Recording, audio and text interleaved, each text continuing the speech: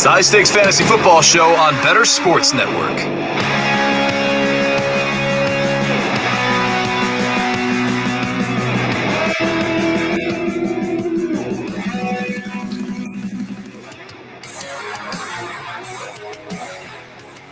Fantasy Football Night in America is live right here on the Bettor Sports Network. I am your host, Eric Balkman from the FFPC, the High Stakes Fantasy Football Hour, the RotoViz High Stakes Lowdown, and on X.com at Eric Balkman. Welcome in to the High Stakes Fantasy Football Show presented by the FFPC.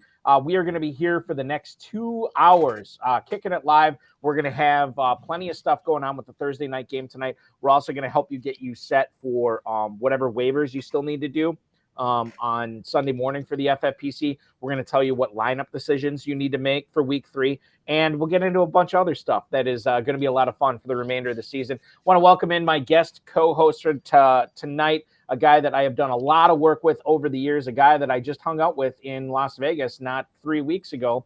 You know him on X.com as a RotoBuzz guy, and of course from Fantasy Alarm and the New York Post. Howard Bender joining us tonight. Howard, welcome in. Thank you so much, Balky. I was so stoked to have you ask me. You were like, oh, during the game, and if it was anybody but you, I probably would have said no, 100%. But I mean, dude, we had a great time. That broadcast that we did at the main event for the FFPC drafts was absolutely fantastic. Got a lot of comments. I've actually kept in touch with each one of our guests who are on the show. We've Angela and I have traded emails. Jared and I have traded some tweets back. Well, some X's, whatever you want to call it. Yeah. So yeah, man, so when you came a calling, I was like, do it, baby. Let's go. That was awesome. It was a lot of fun. 3 hours of fun.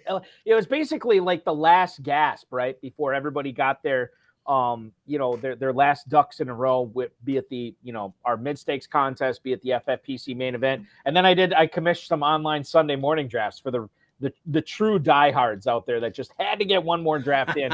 And some of those teams are actually doing pretty good right now too. So it always, I always say this, always be drafting.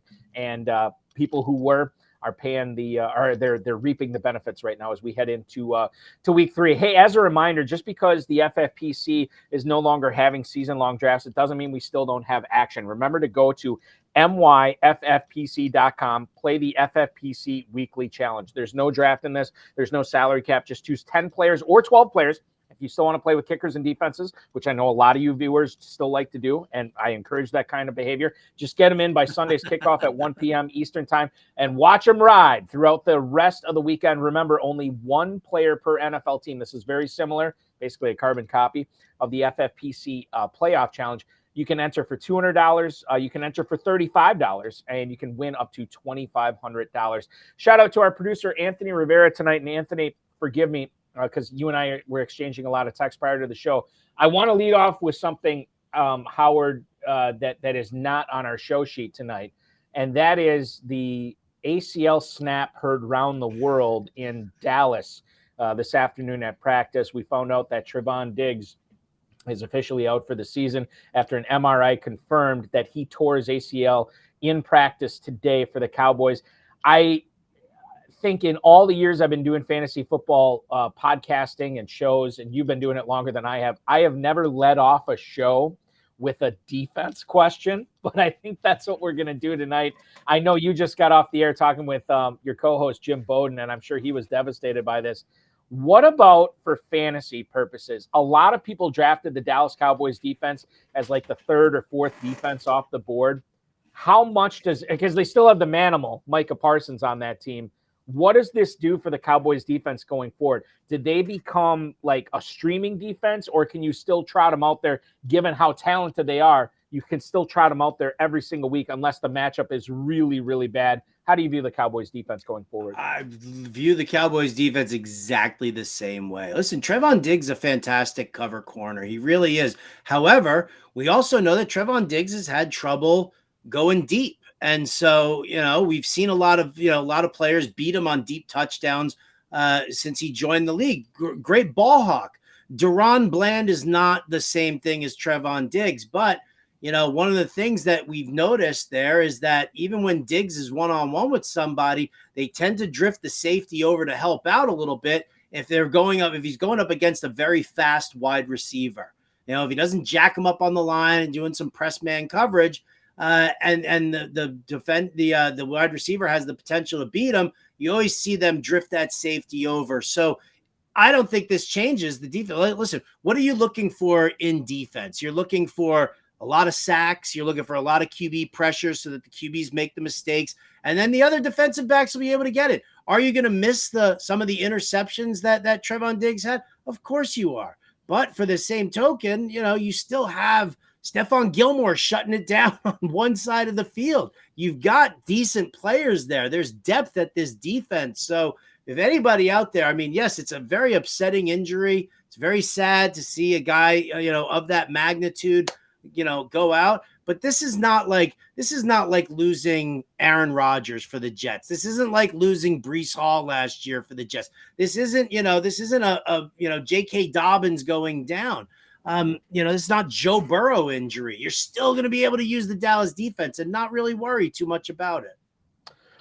We have a question in the YouTube chat from our buddy JPJ. I'm going to get to him in a second. Before we do that, the Bettor boss chiming in. The big news, I think, in fantasy football this week was the second consecutive trade, or the second consecutive year, the Vikings made a trade for an in-season skill position player. Last year it was TJ Hawkinson. This year it comes much earlier, but they get Cam Akers from the Rams. Wes Phillips, who is the offensive coordinator for Minnesota, says that this move doesn't mean that they've lost confidence in Alexander Mattison, after trading for Akers. And I got to be honest with you, as a fantasy player, I've kind of lost faith in Alexander Mattison based on what I've seen in the first two games. The Vikings are last in the NFL in EPA per rush.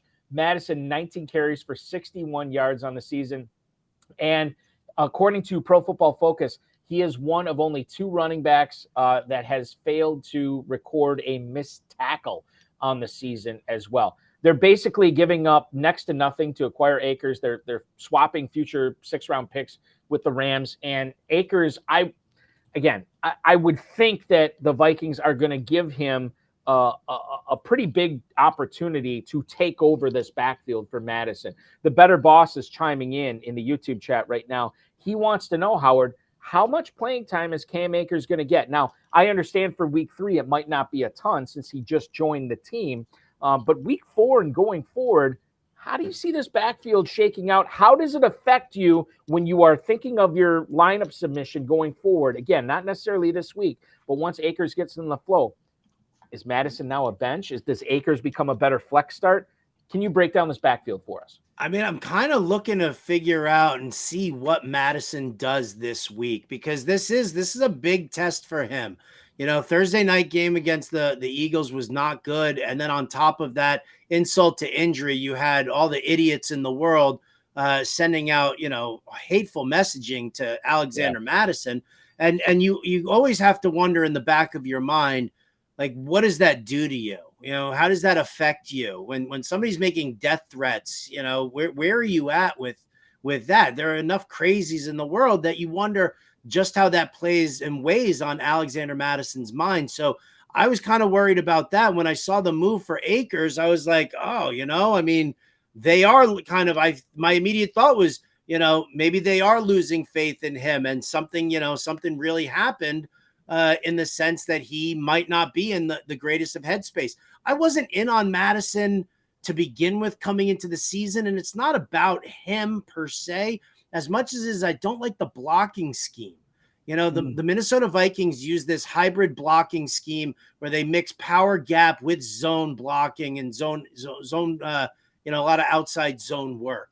And that's, listen, if you've got, behemoth linemen who can do both, who can move laterally and can, push and pull, north and south, then that's great. But the Vikings don't have that. So they've gone through this change in the blocking scheme, and the personnel really doesn't fit both. So I was kind of worried about how Mattison fit there.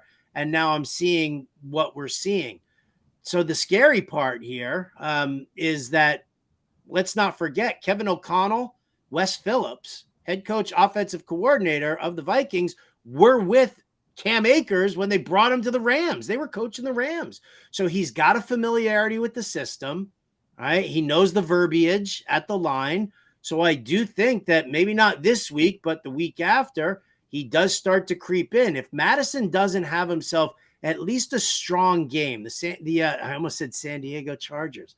Wow, retro there. Quarter in the jar, Howard. Right? Quarter in the Seriously. jar. But the Los Angeles Chargers, their defense is just god-awful right now. They've given up almost 190 yards per game on the ground with like 3 or 4 rushing touchdowns allowed.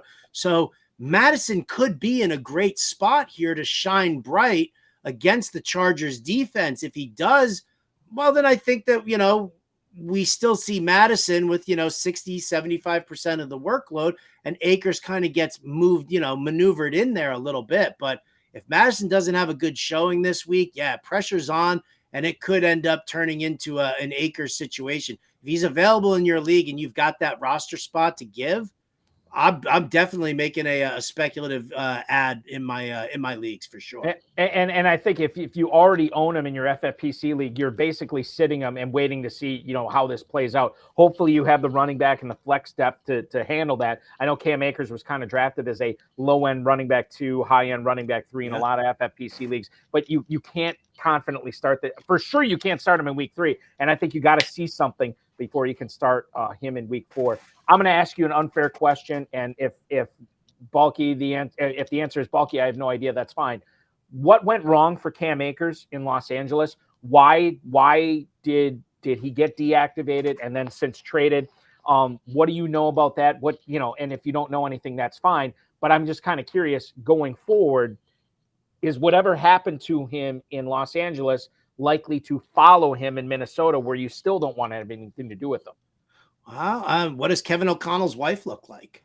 No, I'm just kidding. Come on. I'm just kidding. I just kid.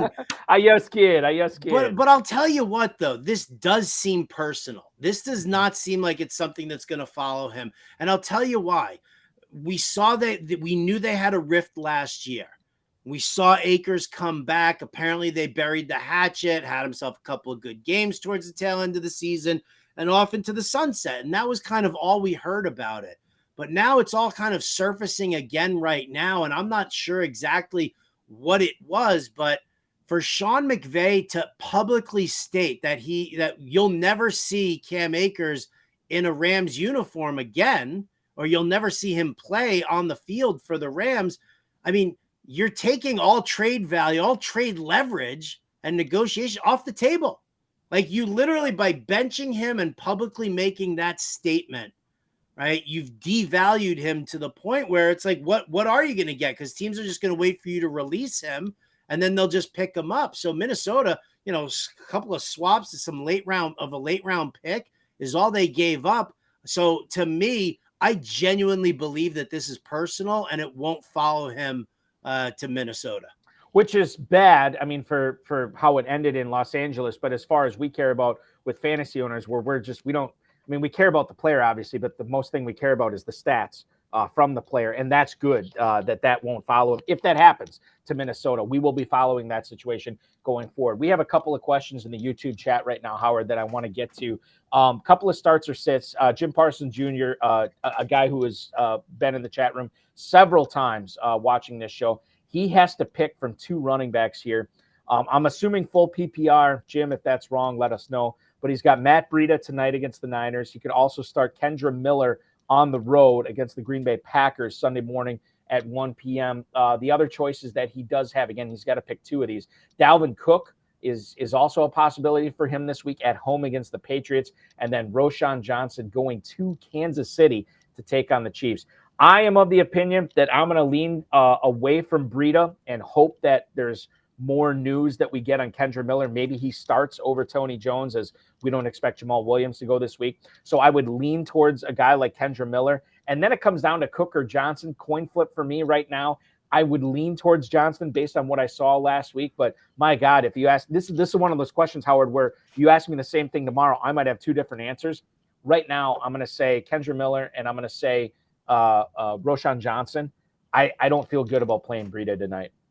I mean, come on, revenge game narrative, Balky? Doesn't he want to show There up is his that. former team? It's a good point.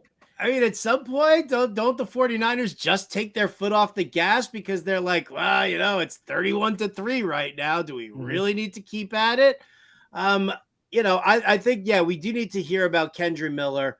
I mean, I feel like if Kendra Miller is good to go this weekend, then, the Packers do struggle against the run, and Tony Jones is not. He's not that back. So, I think Kendra Miller is definitely somebody you want to look at.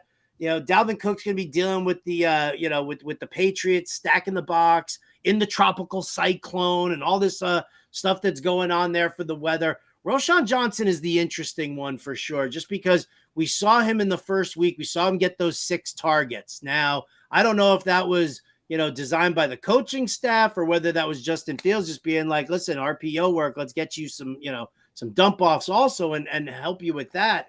But he is that pass catching back. They're not, Deonta Foreman and Khalil Herbert aren't those guys. And if you feel like the Bears are going to be behind, then they're going to have to throw them. Maybe, the dump offs to Roschon Johnson end up getting that work. So I'm in on Miller. I don't hate Breida as much as you do for tonight, but I mean, I can obviously totally understand when you look at things like prop lines and see that Matt Breida's prop for receiving yards is 12.5. And, you're like 12.5 and they're going to be, throwing from behind the whole time. So I think Miller and Roschon is probably a good bet for you. Niners 10.5-point favorites currently. 43.5 is the total. That game is scheduled to get underway in just less than an hour. We're going to have a BettorCast preview of that. We're going to go through all the things that you can handle and take part in and play with our BettorCast tonight, which begins in about an hour or so.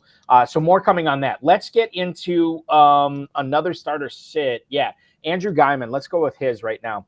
He wants to know, would we start George Pickens? I almost said Carl Pickens. Now that's a blast from the past, Howard. Would you start George Pickens or Jordan Addison at flex and Najee Harris or Gus Edwards at running back 2 with Justice Hill out? He said, I'm just going to be sick sitting both Steelers starters against the Raiders. Well, I can tell you this right now, and Howard, I'll let you weigh in on this.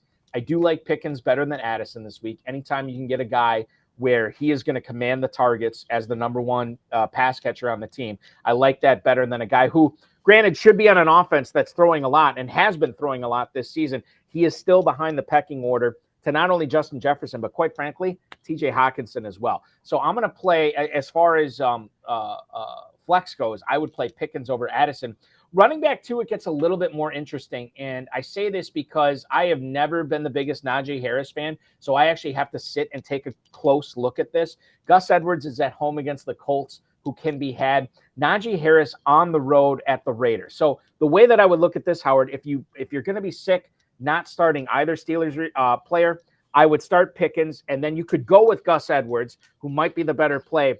I still think for the volume, the accumulator, as I've dubbed Najee Harris, he's like the new Michael Turner. Not a lot of football skill, but he gets the ball a lot, and sometimes he falls into yardage, falls into touchdowns, falls into catches.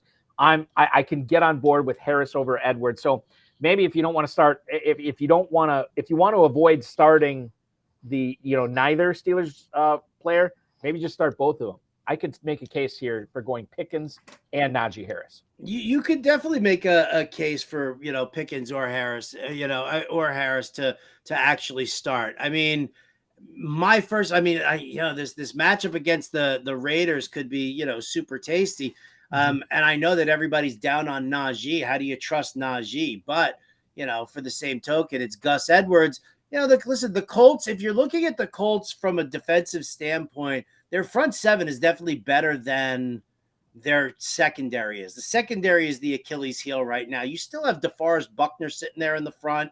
The decent linebacking core that can kind of push to stuff the run a little bit. So I don't mind going with Najee Harris and just hoping for the volume there.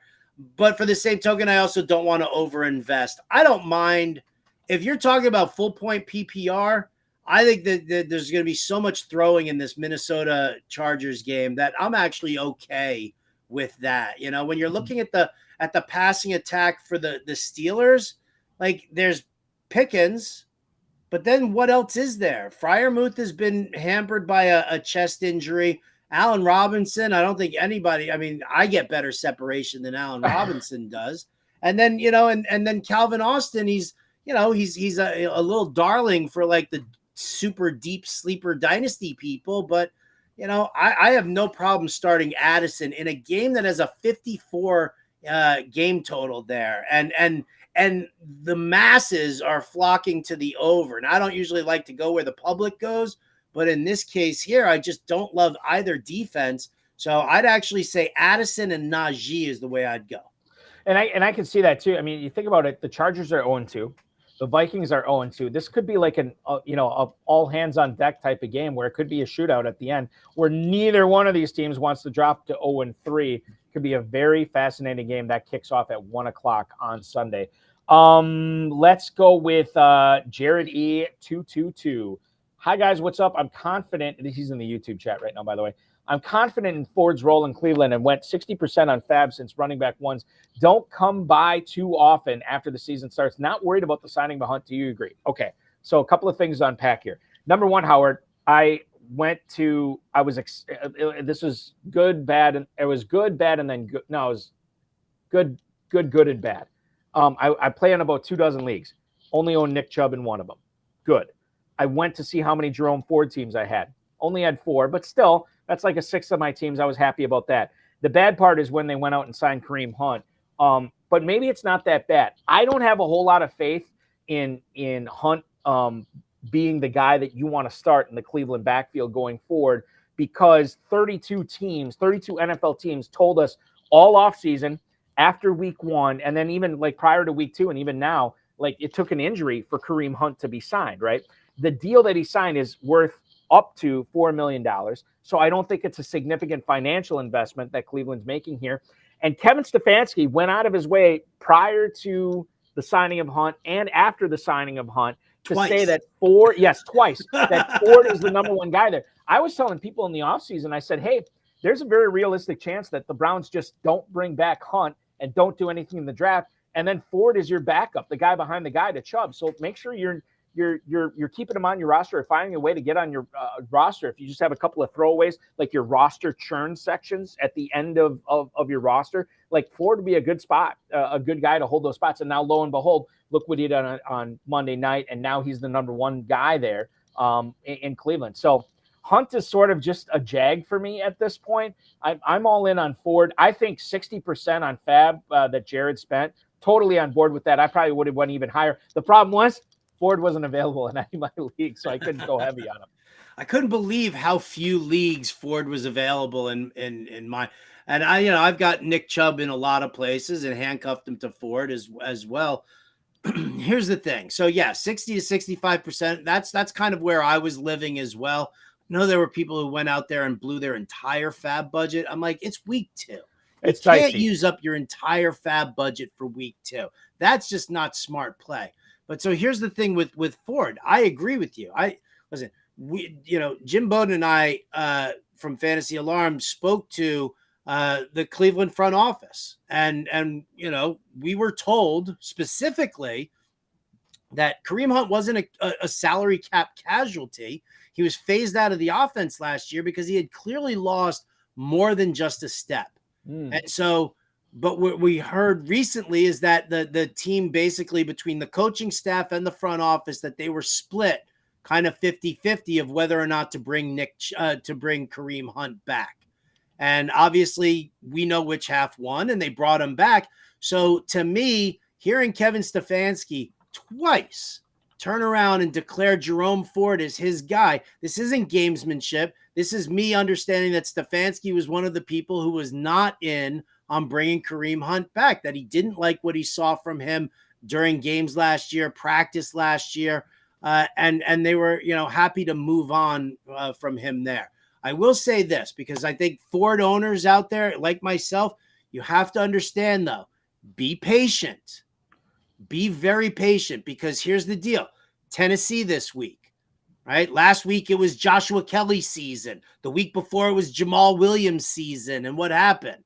Those seasons got torched. They were done. They were terrible. Tennessee is a very, very strong run defense. So you have to be very careful about that. Then in the following 2 weeks, the Baltimore Ravens and then the San Francisco 49ers. So you might see, because of the games and the matchups and everything like that, you might see a little bit of Kareem Hunt in there because the team is just going to try and, kind of change some pace up there and use Kareem Hunt in the passing game and see what happens against these more stout defenses. But moving forward beyond that, you've got some really nice schedule breaks for the Browns in the sense that Jerome Ford is going to have games where he's going to pop off. And those games that he's going to pop off are the games that you want and need. Those are during bye weeks. You're going to get that. Those are going to be, coming close to like playoff time and determining, who makes the playoffs in your leagues. And that's where you want to have Jerome Ford. He's definitely the long-term play. So just be patient with him this week. Yeah, I'm just looking at the schedule here. He's got the Colts coming up. He's going to take on the Seahawks. He's got the Cardinals at home. The Rams is another team he's playing. The lowly Bears that he gets just before Christmas time. And then on Christmas Eve, they go to Houston to take on the Texans too. So I think there's a lot to like there. Again, as you pointed out, the money weeks might be money for Jerome Ford. Let's talk about, let's go to Jacoby Myers here. I think I want to do that. No, real quick. Let's answer Mr. Grapefruit's question because it's an easy one, in my opinion. Start Jordan Addison or Puka Nacua. This is full PPR in the YouTube chat that he's hanging out in right now. Howard, I can't, I went in on Puka. Okay, I was told by a lot of smart people this prior to the NFL draft, before Puka Nacua ended up with Los Angeles. Look out for Nacua. This is a guy that you should be able to draft late in your rookie draft. Keep him on your roster. Don't cut him. And then the Rams drafted him. I was kind of like, whatever. Day 3 pick. Okay. We'll see what happens. And I tried to keep him on my roster everywhere. I didn't keep him everywhere, but I kept him in a lot of spots. Got lucky enough to purchase him off the waiver wire in a significant amount of spots. Last week, I probably, because I had no injuries, I'm not bragging here. I had no injuries, and obviously nobody had any bye week issues. No, not trying to do that. But I probably about half my leagues, maybe 2/3 of the leagues, Nacua is in my lineup, and a third, he wasn't, because it could have been a one-off, who knows. But I did start him in a bunch of leagues.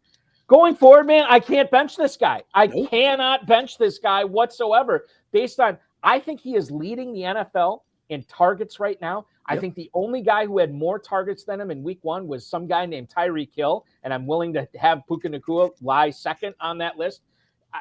Addison is fine. You talked about Jordan Addison earlier. I think he's an all right start this week, but Puka Nacua, you're playing with fire benching this guy at this point.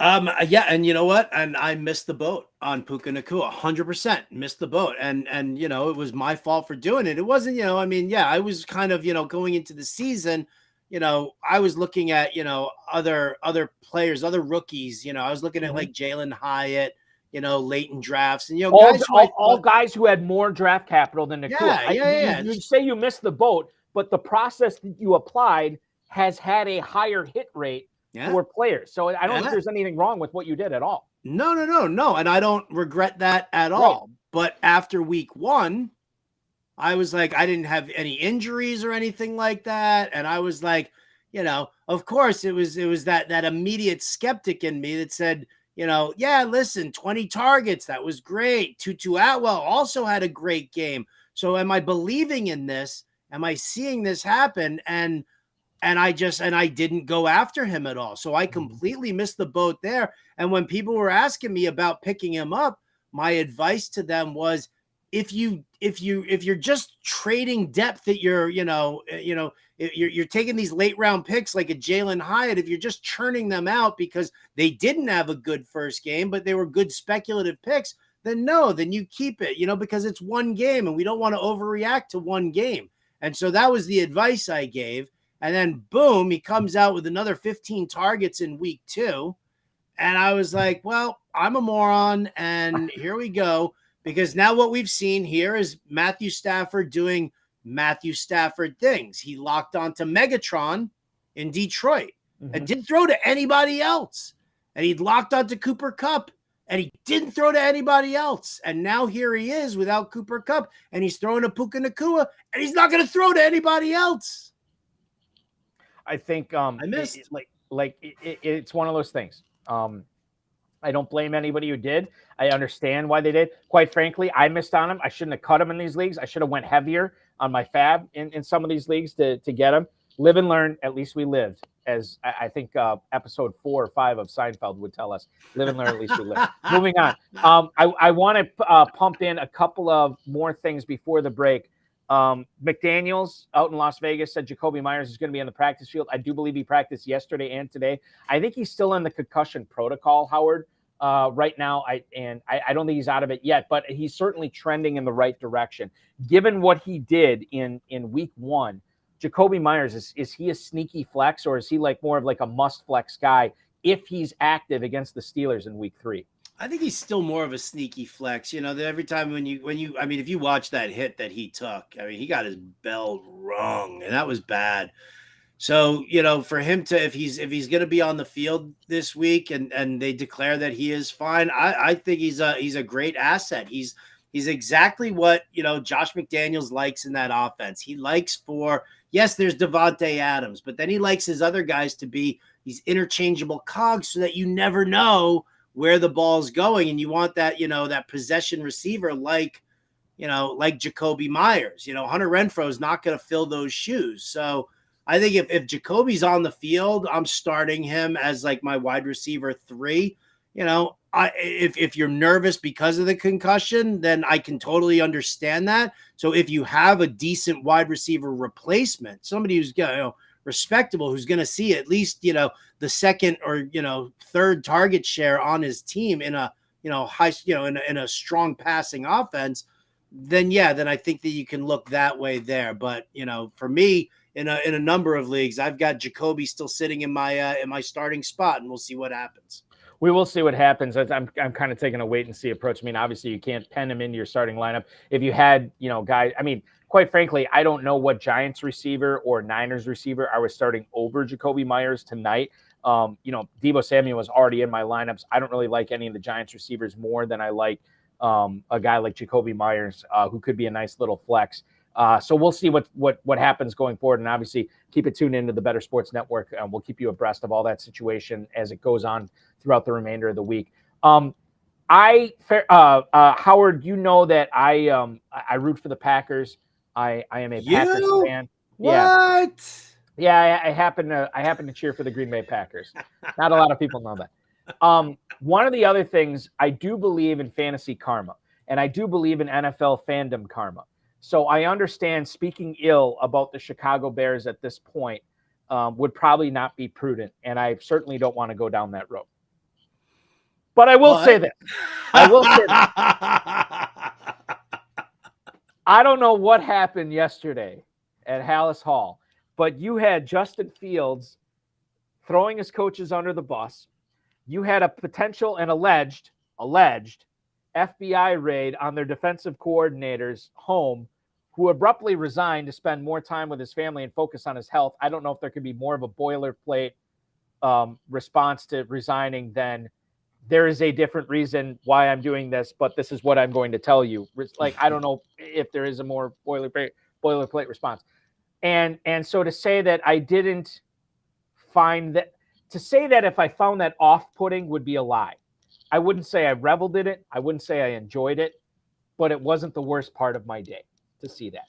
Now, from the fantasy angle, Justin Fields, this could be a turning point in his season. He feels like he's been playing, his words, not mine, robotic this season in the first 2 games against Green Bay and Tampa. Now, if that's the case, and he said, somebody, I don't know, it was Courtney Cronin or whoever asked him, like, you know, why was this, or why do you think you've been playing robotic? And he said, maybe coaching. He did quickly say, followed that up, like, they're doing a great job preparing me for the games, which is good. And I think that was underreported. But at the same time, I feel like he thinks he is not playing to the level, forget the style, to the level of play that he has now set the standard for him. And I think if that's the case, he's going to open things up. Bears are 0-2, right? Their season, if they lose this game, it could be spiraling down the drain faster than you'd think. Why wouldn't Justin Fields go out and ball out this week? Why wouldn't he go out and do what he did so well last year with his legs? Why wouldn't he go out and take some risks and try to make some plays this weekend? I think, playing the devil's advocate side of everything that's going on in Chicago this week might pay off. I think this could be a big week for Justin Fields as he takes on the Kansas City Chiefs, who didn't look all that great against the Jaguars last week in Arrowhead, which I think the other thing that I should bring up too, Arrowhead is not the home field advantage that a lot of people think it is. It wouldn't surprise me at all I don't know if the Bears win. Wouldn't surprise me at all if Justin Fields goes down there, balls out for 260, 270 passing yards, rushing over 100 yards, maybe 3 combined touchdowns. I think this could be a big week for Justin Fields. Wow. I mean, that's a bullish, that's a very bullish take on Fields and what's going on over there. I mean, I think the big problem is that, I mean, does Fields have the balls to just say F you to Luke Getsy and just, Yes. Listen, I think your play calling is garbage. You're a Packers fan. So you understand what I'm about to say, right? If it's the offensive coordinator's fault, then you need a strong-willed quarterback to just take matters into his own hands. And you obviously think that Justin Fields is going to do that. Like, people are talking about, the Jets bringing in an more experienced veteran quarterback.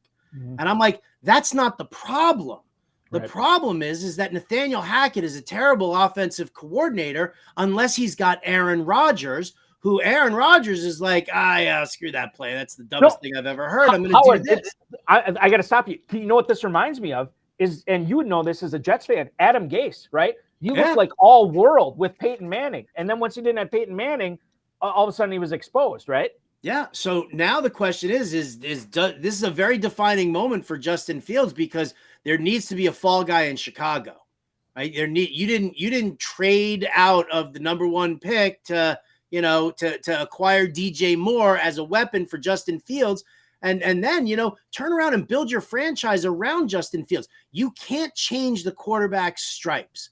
Jim Bob Cooter said he's not going to change anything about it, what Anthony Richardson does, except teach him how to slide more and when to give yourself up and when to fight for that yardage. We saw with RG3 when he came back from the injury and they tried to make him a pocket passer. And he was like, I don't know how to be a pocket passer. I need to be rolling out. I need to be doing things, making things happen. If Justin Fields has the cojones to just say, up yours, Luke Getsy, I'm going to do it my way here. And I'm going to I'm going to audible the crap out of your play calling right now, then that's definitely a possibility. That's really a possibility because, if that's the case, if we see Justin Fields rolling out and, whatever, and they zoom in on Getsy's face on the sidelines where he's just like, right? Then all of a sudden, that screenshot's got to be your new profile pic for Twitter, by the way. Does Matt Eberflus be like, oh yeah, I guess I got to make a change here? So I would love to see that from Justin Fields. If that's actually the case, I want what you're saying to happen.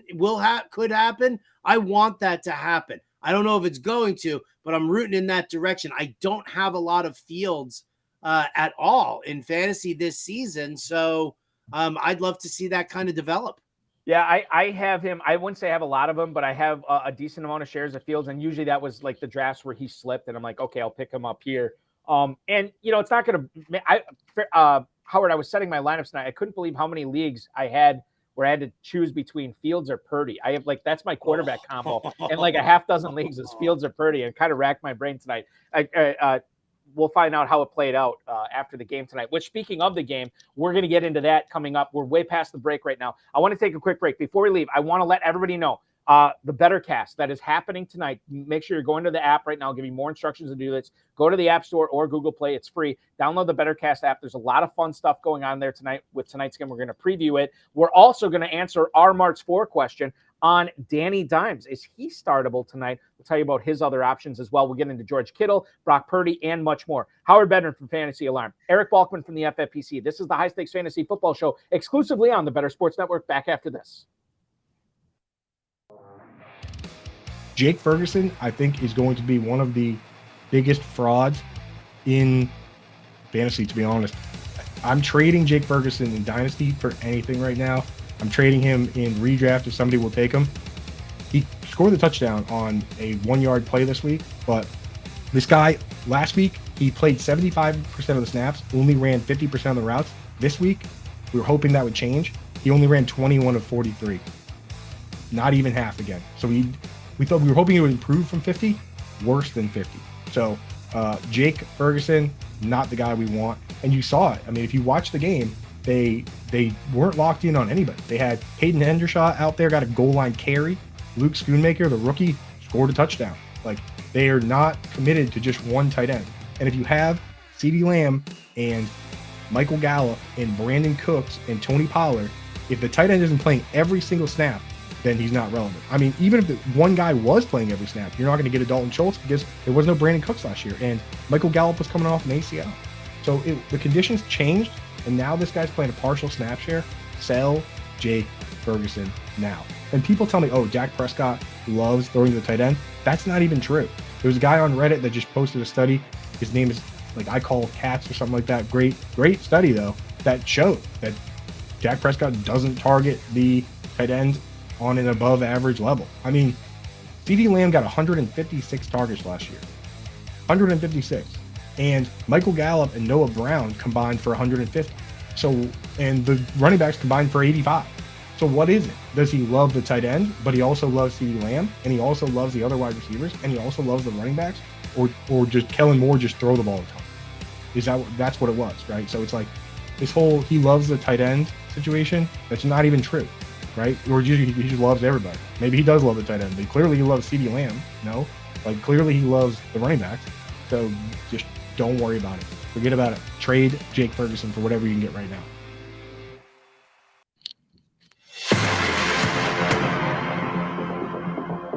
It's the High Stakes Fantasy Football Show on Bettor Sports Network.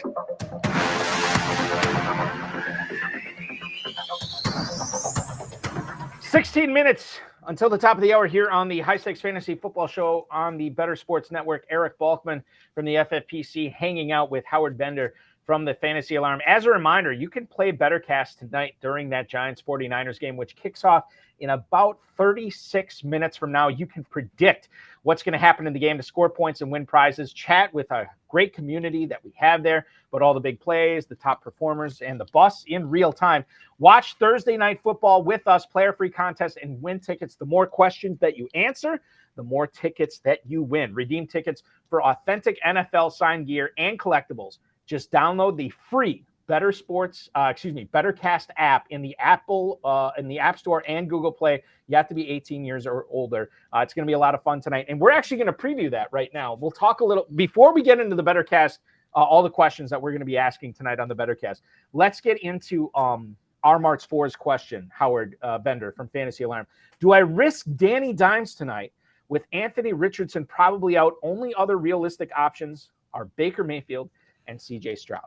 Okay, so this is a tough spot to be in. I understand it's not fun. Daniel Jones is at the Niners tonight, obviously. You have Anthony Richardson, in my opinion, probably going to miss. He's at Baltimore this week. It's probably going to be the Gardner Minshew show.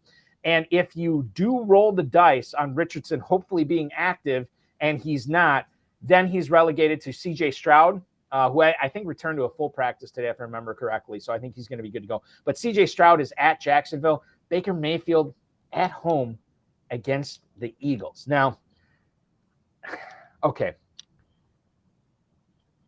I think that Richardson's going to miss. I think that's the lead. I agree. I think okay. Richardson's out this week. Okay. Now, if that's the case, to me it comes down to is it worth the roll of the dice to see if Richardson's active, because the distance between what Daniel Jones is going to give you and what Baker Mayfield's going to give you is not that big. I guess that's really the question we have to answer here. Is it Mayfield or is it Daniel Jones for you this week, Howard? It's a really tough call, but I'm actually going to probably just start Daniel Jones and hope that, the rushing yards that he can pick up, that, maybe San Francisco takes their foot off the gas a little bit late. And he can get something in there. I mean, I could say, could I legit see the Giants putting up 14 points and like Daniel Jones rushing one in and throwing one? Yeah, I do think that is a possibility here. I don't I don't see that. The problem with Baker Mayfield, because I know like the data is tempting because the Eagles are giving up, I think, like the second most passing yards per game right now because a lot of teams are throwing on them because the Eagles, they dominate and they score a ton of points and people try to keep pace with them and they do it through the air. I don't necessarily know if Tampa Bay is really built that way. That's a problem. Like I feel like the offensive line is makeshift. And I think that the Eagles pass rush is really in there, and their defense is going to be that strong that I think that they push around Tampa Bay a little bit. I just, I'm not a Baker Mayfield guy. I've never been a Baker Mayfield guy. So maybe that could be kind of clouding my judgment here. But I just feel like everybody's kind of like, hey, these Tampa Bay Bucks, they ain't so bad. Baker Mayfield, he ain't so bad. And then all of a sudden he just gets decimated by, the Eagles defense. You're going to have Mike Evans and Darius Slay fighting the entire time. So, I mean, I think that I would, regretfully lean Daniel Jones here. I think this is a question that has a lot of bad answers. Not any desirable ones, right? It's one of those things where we give our answer to R Mart's 4, and it's just like, God, I'm sorry, man, but this is a path. Like you're on a journey right now with paths that end in pretty much disaster at every which way. I would think if we had anything positive about Anthony Richardson, I could conceivably cling to that and hope for the best and then just play Mayfield. I don't think that's going to happen. I haven't seen anything positive out of Richardson in Indianapolis this week. No practice yesterday, no practice today. I'm with you. I think you roll with Daniel Jones.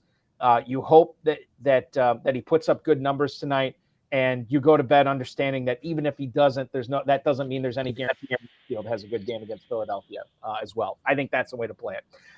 Getting into another real quick question here tonight, and Super CNB, we're going to get to you in a little bit. But search NK12. I have Darren Waller or Jake Ferguson. Pick one. Thank you. Tonight, it's no question. It's still Waller, even against that Niners defense. You got to play Waller. And it's a horrible matchup for Waller, but I'm not going to base anything off of on Ferguson. Not to mention the fact that I just don't think the Cowboys really need to throw. I mean, if you're going to throw, you're going to hit CeeDee Lamb. I just don't see this being a game where, you might as well take the chance that Daniel Jones tries to air it out a little bit and hit Darren Waller. So again, like I said, tough matchup. You had the Niners defense. They shut down Pat Freiermuth in week 1. They shut down Tyler Higbee in week 2. But I think Darren Waller's, a little bit better of a player and a receiver than either of those two. So I would lean that way. I think so too, and it makes perfect sense. Let's get into the BettorCast questions as we preview what's going to go on. Once again, download the BettorCast app for free in the App Store and Google Play. Right now, Howard, how do you fall in on this? Which team is going to score first? If you pick the Niners, you get 10 points if you're correct. However, you get 3 times the amount with the Giants. It's tempting to say, like, okay, I'm gonna take the odds here and I'm gonna go with the Giants. But the NFL is so weird. Like it could be one of those things where the Giants get a field goal on the opening drive and they make a big play or something like that.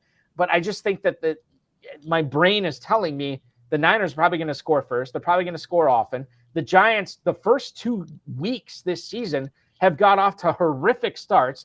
They were outscored by 60 points the first 6 quarters of the season so far. I can't in good conscience say like, oh yeah, Giants are going to score first tonight. Take the risk. I can't. I can't either. I won't do it. I won't do it. I won't fall for the boost in points there. Niners probably put the points up on the board first, no matter what it is. Field goal, touchdown. It doesn't even matter. Right. Yeah. Now we have a total right now in the game, more or less than 43.5 points.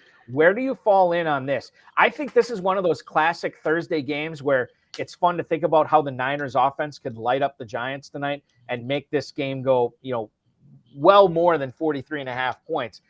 I think that it's one of those games where we expect that, but it actually falls short of 43.5. I think I would go less than 43.5 tonight. I'm taking the under. I'm taking the Niners to cover the 10.5 point spread, and I'm taking the under because I could see this game being like 31-10.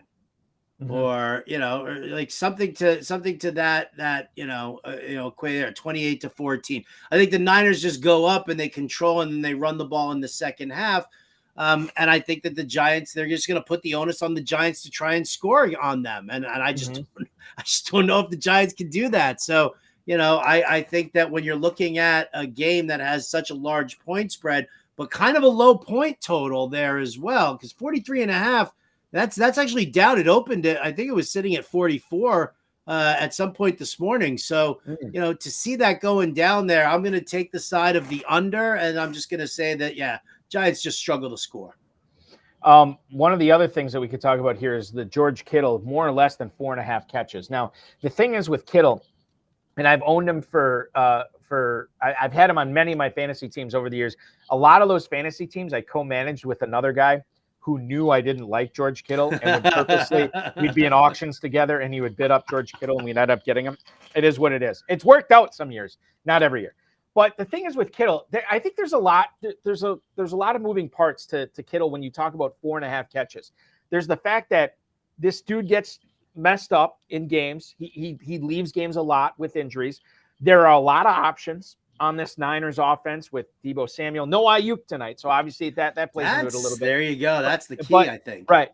Christian McCaffrey still on this team as well. The other thing to keep in mind too, is Purdy he's one of those weird quarterbacks. He's a young, non-pedigreed quarterback that has the ability to spray the ball around to the open target. And even if it's that, Jawan Jennings or whoever, on this roster, his favorite, pass catcher is the open pass catcher on this offense. And not necessarily, I don't really see Purdy forcing it into Kittle because he's George Kittle, right? And they may not have to force the ball in a whole lot because they could be up by a lot. So I think 4.5 is an interesting total. With no Ayuk, I feel like you're going to say it's going to be more than 4.5 tonight. I still remain a little skittish on that. I'm a little skittish about it too, only because, is there a reason to throw the ball? Do the 49ers really have that reason? Interesting though, if you look at the props out there for George Kittle, I think 3.5 receptions was minus 160. So it's a little bit of juice on that, but that turns to 4, right? So 4 catches. Could you see George Kittle going 4 catches for 52 yards and a touchdown? I could definitely see that happening. 5 catches at over 4.5. I might err on the under here because of the situation. I think 4 catches, it's right there.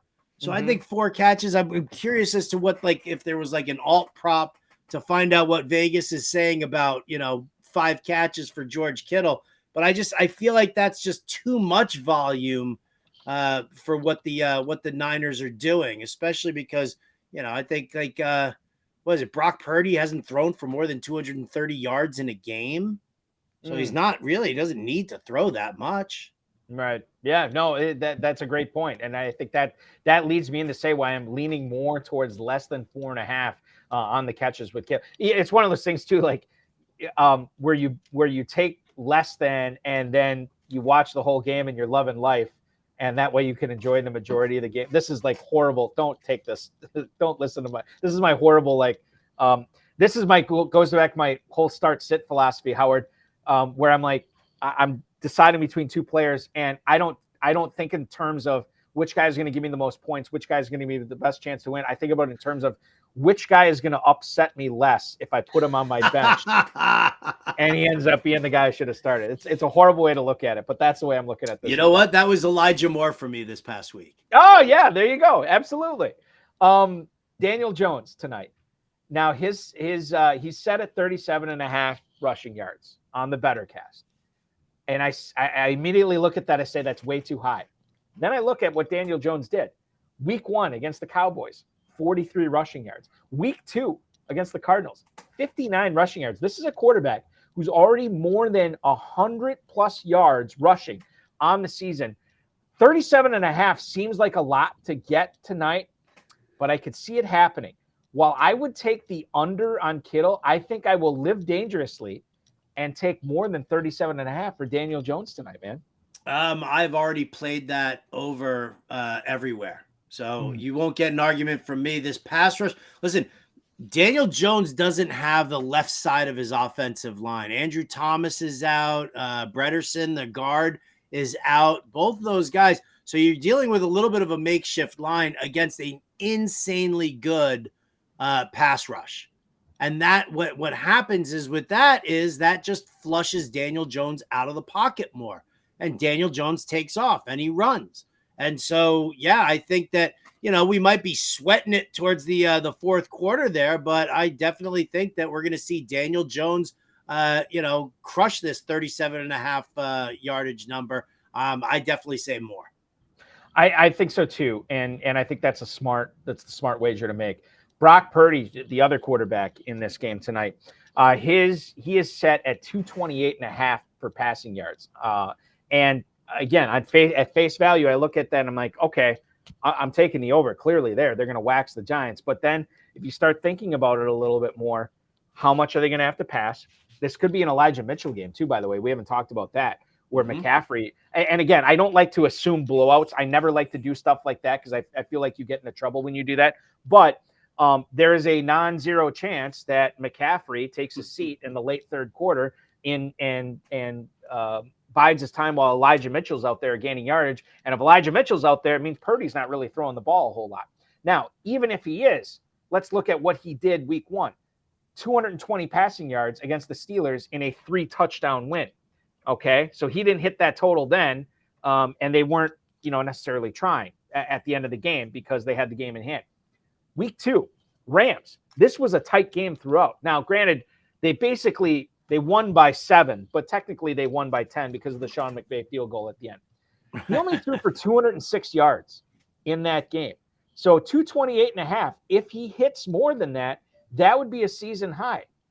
I think I might go under here, especially if I'm taking less than 4.5 receptions for Kittle. I think I'm going to take under 228.5 passing yards from Brock Purdy tonight on the BettorCast. Yeah, I just said he did, 230, hasn't thrown for more than 230 yards and in a game where he's probably not going to have to. The only thing that could end up like screwing us is like early in the game, he just like does like a dump off to McCaffrey, who takes it like 70 yards for a touchdown. Oh, yeah. Like that could pad it, but I'll happily go with the less than 228.5 passing yards to say that would be what would need to kill me on this one here. So I'll play the percentages and say I agree with you. Christian McCaffrey running, Elijah Mitchell running, not a strong need to pass for him. Purdy is more efficient than he is gunslinger, and there's nothing wrong with that at all. So I like the less. I do too. And as a guy who bid on and won the Giants defense in numerous high stakes leagues last week and was definitely let down by their performance against the Cardinals, I have zero faith in the Giants defense going forward. There's a non-zero chance the Niners put up 40 plus tonight too. So there's that. Final question here on the BettorCast as we preview this action. Who's going to win the game? Again, you get 3 times the amount of points on the BettorCast if you pick the Giants over the Niners. Again, can't really pick the Giants in good conscience here. There is a path to scoring some serious swag with Bettor Sports Network by taking the under with Kittle, taking the under with Purdy, taking the over with Jones, and then taking the Giants to win, not only win, but score first. That's what my heart thinking. My brain is telling me, Balky, don't do it. I've taken the Niners to win. I can't make a good case for the Giants winning this ball game tonight. Yeah, listen, and I'll say this. Sometimes, we talk about like, if you're playing like DFS and you got to like take a shot, right, with a large field GPP tournament, and you do that, you're just competing with everybody else who's in the BettorCast. And so, it's not, not yet going to be like 15,000 people sitting there in the chat that you're competing against that you're going to need to go contrarian. Sometimes the chalk hits. And sometimes you just have to go with the chalk and try and accumulate as many points as you can.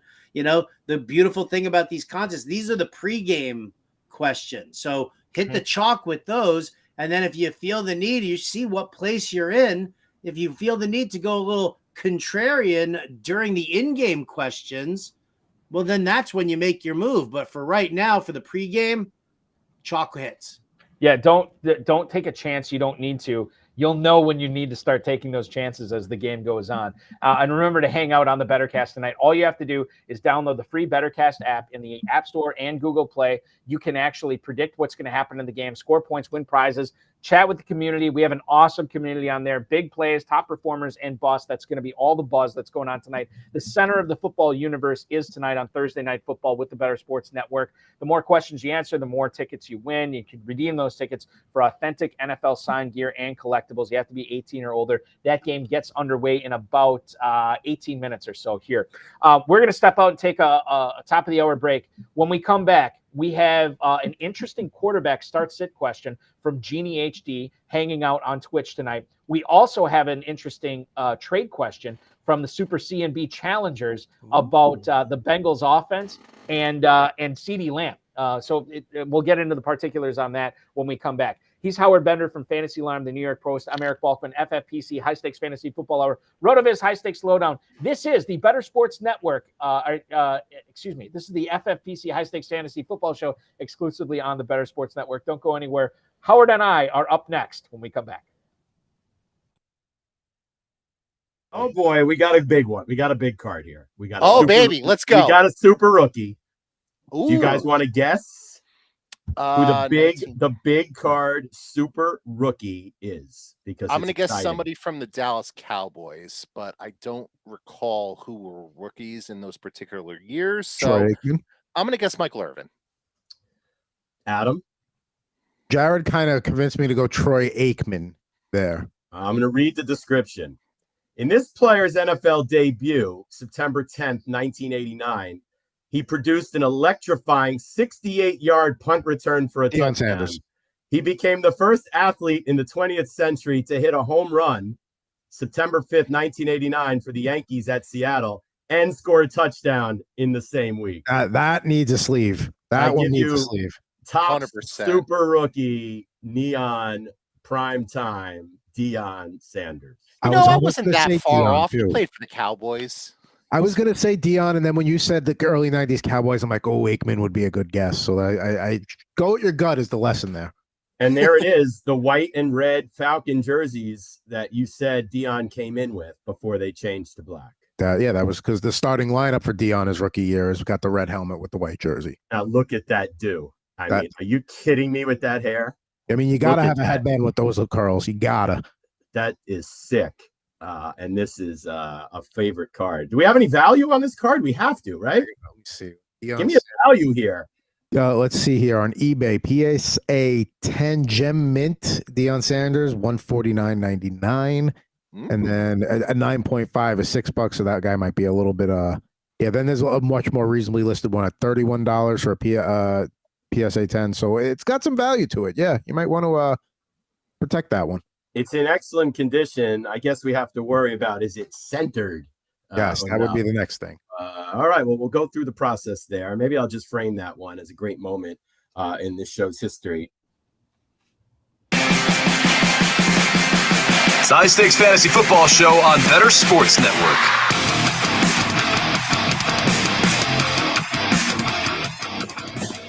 Five minutes past the top of the hour here on the High Stakes Fantasy Football Show on the Bettor Sports Network. I am Eric Balkman from the FFPC, the High Stakes Fantasy Football Hour, and of course the RotoViz High Stakes Lowdown. Howard Bender hanging out with me. He from the Fantasy Alarm and the New York Post. Great stuff that you do, not only for Fantasy Alarm, New York Post. I like those little blurbs that you put in there too. I was checking them out today, Howard. You do a fantastic job, almost as if you've been in the industry for a while. I've done this for a little bit of time now. I'm still a little green. I'm still learning the ropes here. But that's why I was like super stoked that you asked me to join you. I was like, really? On your show? All right. Jeez. That you are too kind, by the way. Speaking of anybody who thinks they are not green in the fantasy football industry, take on the weekly challenge with the FFPC. It's here for week 3 in the NFL. There's no draft in this. There's no salary cap. No convoluted rules. It's the same format as our popular FFPC playoff challenge, which is coming back. More details on that coming up in the next month or so. 10-team, 30-team, and 100-team contests are available. You pick your players, you let them ride out for the weekend. Results are going to be determined by the total points accumulated by each individual lineup entry. There's classic formats available with kickers and defenses. There's slim formats available without kickers and defenses. You can play for $200 for an entry fee, $35 for an entry fee. There's a contest literally for everyone. And don't forget, and this is the big thing, new users are going to get $25 off their first FFPC entry of $35 or more. You just got to use this promo code, ALARM. ALARM. For my friends out there who can spell, which is pretty much all of you, alarm is what you want to enter at myffpc.com. That is where you go to register for the FFPC Weekly Challenge. One of my favorite segments over the course of the duration of this show, how long we've been on the air, Howard, has been asking my guest co-hosts where they stand on certain things, certain topics, certain players, certain strategies. And I think we got a good rack of ribs here lined up for you to pick from. So the first one I'm going to lead off with, and I feel like you have a strong feeling on this. I could be wrong. Where do you stand on dropping running backs off your rosters? And I want to specifically paint this for like FFPC players. We are drafting in a 20-round draft with 11 other teams. Where do you stand on dropping running backs that you think, these guys aren't going to amount to anything? In this running back economy right now, I do not drop running backs. I absolutely do not drop running backs. And, and listen, if there's a situation where I'm really heavy on running backs and I've got a couple of speculative guys sitting on my bench, then I might consider, but no, man. I can't do it. You never know what's going to happen. Look at what's going on here in the first 2 weeks. We've lost Eckler. We've lost Barkley. We've lost Nick Chubb, right? Isaiah Pacheco's banged up. Aaron Jones is banged up. Like all of these guys are. David Montgomery's not even going to play this week. So you're doing yourself an incredible disservice if you're just chasing low-end wide receivers and you're not holding on to some of this running back talent. Guys like, I know you love Devin Achane, right? He's one of your guys. Yeah, he is. Yes. Like, I have Devin Achane on so many benches, and I get questions all the time where people are like, do I just drop Achane to pick up, Romeo Doubs? And I'm like, I love Romeo Doubs, but dude, as much as I love Raheem Mostert, that dude goes down fast every year. We know it happens, and that's going to put Achane onto the field. So in this running back economy, like I say, that is not good. Dropping, no way. Yeah, I think it becomes interesting when you talk about dropping Achane for a guy like I think it becomes interesting when you're talking about dropping guys like Ty Chandler, dropping guys like Achane. You can make the case for, but Salvin Ahmed is another guy. Like these guys who could be a noteworthy player in your backfield and could end up being starters. But it's like how clear is the path to fantasy glory, right? The path to fantasy glory for me during drafting season, it was easy to see for Joshua Kelly. It was easy to see for Kyron Williams. Some of these other guys, it's more difficult to see. Every league's different. I wish I could give a blanket response, but the best blanket response I can give is kind of what Howard said. Acquire running backs, draft them, and never cut them because you never know when they're going to come into play. All right, I apologize. I think you could drop Ty. I think you could drop Ty Chandler. Ty Chandler is fine to drop. Yes, I agree, and I did drop him too. I did too, like 3 teams. Yeah, it is what it's one of those things. Like, and this is another lesson. Like, and Super CNB, we're going to get to you in a quick second, I promise you. But this is a lesson in not letting your belief in a certain player, a certain talent, overshadow the reality of the situation. How many people were on Ty Chandler last year, right, as a backup running back? And he was the number 3 behind Cook and Madison last year. So I think that you can believe that he's got the talent. You got to understand, chops don't trump opportunity, right? And right now the opportunity is simply not there for Ty Chandler. Okay, moving on. Super CNB challengers. He has a trade question. He just got offered either T. Higgins or Deebo Samuel right now. He can trade either one of those. And he gets Kenneth Walker. He's got to part with CeeDee Lamb. Howard, in these situations, I hate parting with the best player in the deal. This kind of depends upon who he has to cut. But for me, I say, my Randy Jackson, that's a no for me, dog. I want to keep on CeeDee Lamb onto my roster. I don't know who I have to cut here with this. I think anytime you're having a trade, being proposed to you, make sure you're getting the best player in the deal. He already has the best player. I stand pat. He does have the best player, but let's explore the situation. Did he lose Nick Chubb? Is he sitting without running backs right now? Kenneth Walker, I mean, yeah, I know we're all worried that Zach Charbonnet is going to eventually start, poaching carries, but for right now, it's Kenneth Walker's backfield, and I can't wait. I honestly can't wait to watch him this week. This week's going to be a good one for him. He's up against a super soft Carolina run defense that's allowed like 135 rushing yards per game and like 4 touchdowns already. I actually, the problem with this deal, here's the problem with this deal, which I think that if it wasn't Higgins and Joe Burrow was hurt, and it wasn't Debo, who really does kind of look like the 2 to the 1 that is Ayuk, I think that's kind of where you're Balkman. I didn't mean that, but it comes out. But so I think if you need that running back, if you lost Nick Chubb, if you're really struggling, maybe you went 0 RB and you're like, oh crap, this is just not working for me. Then I think you do make this deal. As much as I love CeeDee Lamb, he was on the cover of the Fantasy Alarm Draft. I put him on the cover of the Fantasy Alarm Draft Guide this year. So I love CeeDee Lamb. I really do. But this is a case-by-case basis. I need to know, Super CNB challengers, if you're still, if you're tuned in here, I need to know what your running back room looking like right now, and what happens beyond parting with CeeDee Lamb. Who else you got? There's a lot of moving parts in this one here. I don't hate the deal if you really need that RB.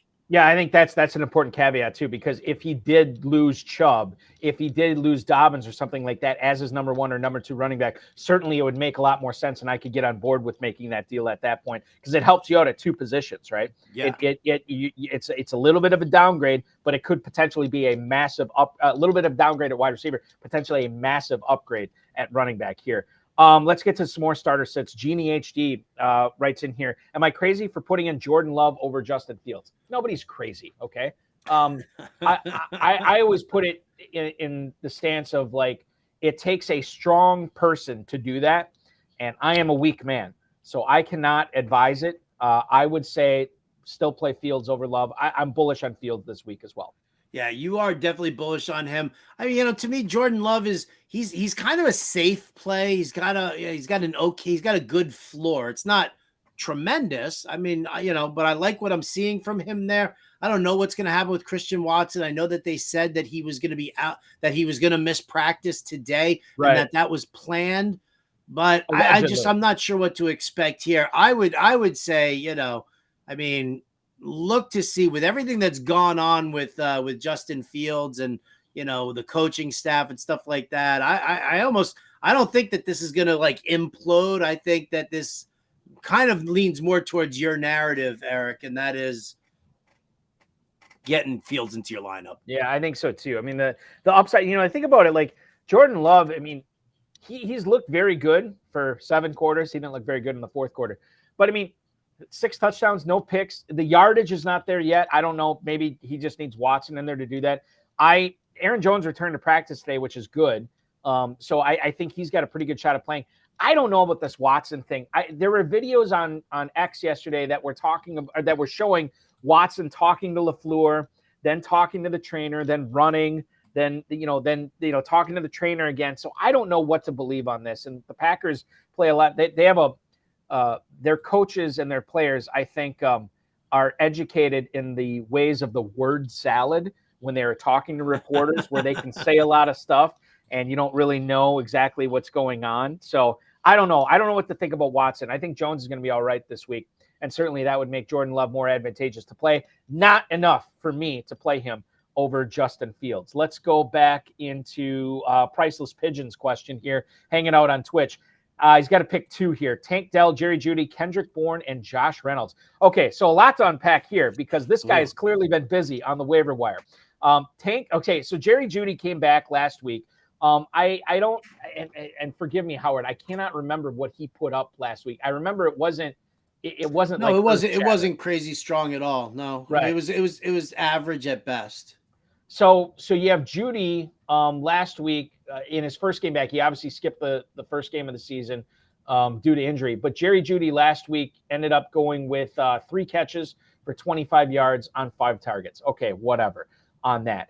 Josh Reynolds has been like a borderline top 30 receiver the first 2 weeks. So there's a lot, and no Jameson Williams, obviously.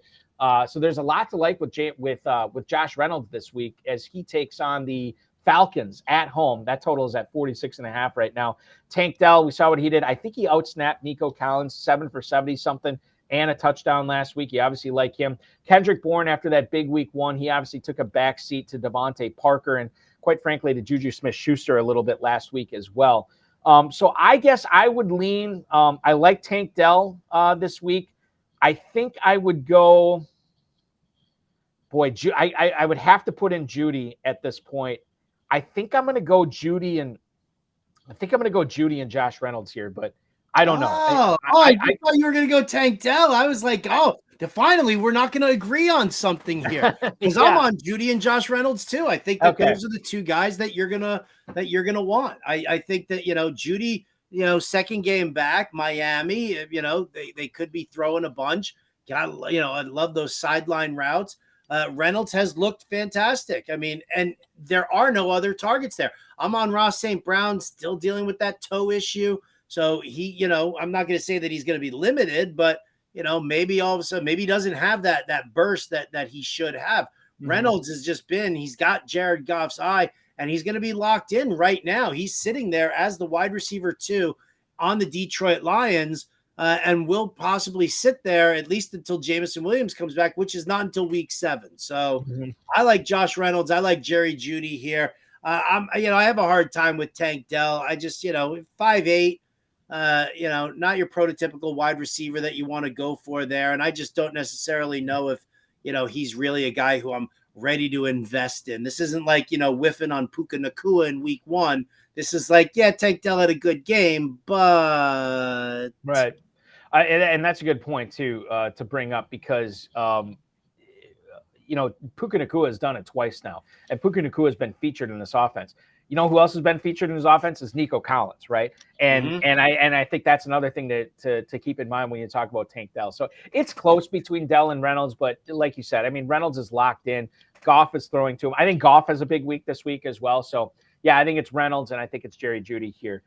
Moving on to let's get back to where do you stand here, Howard. We talked about dropping running backs.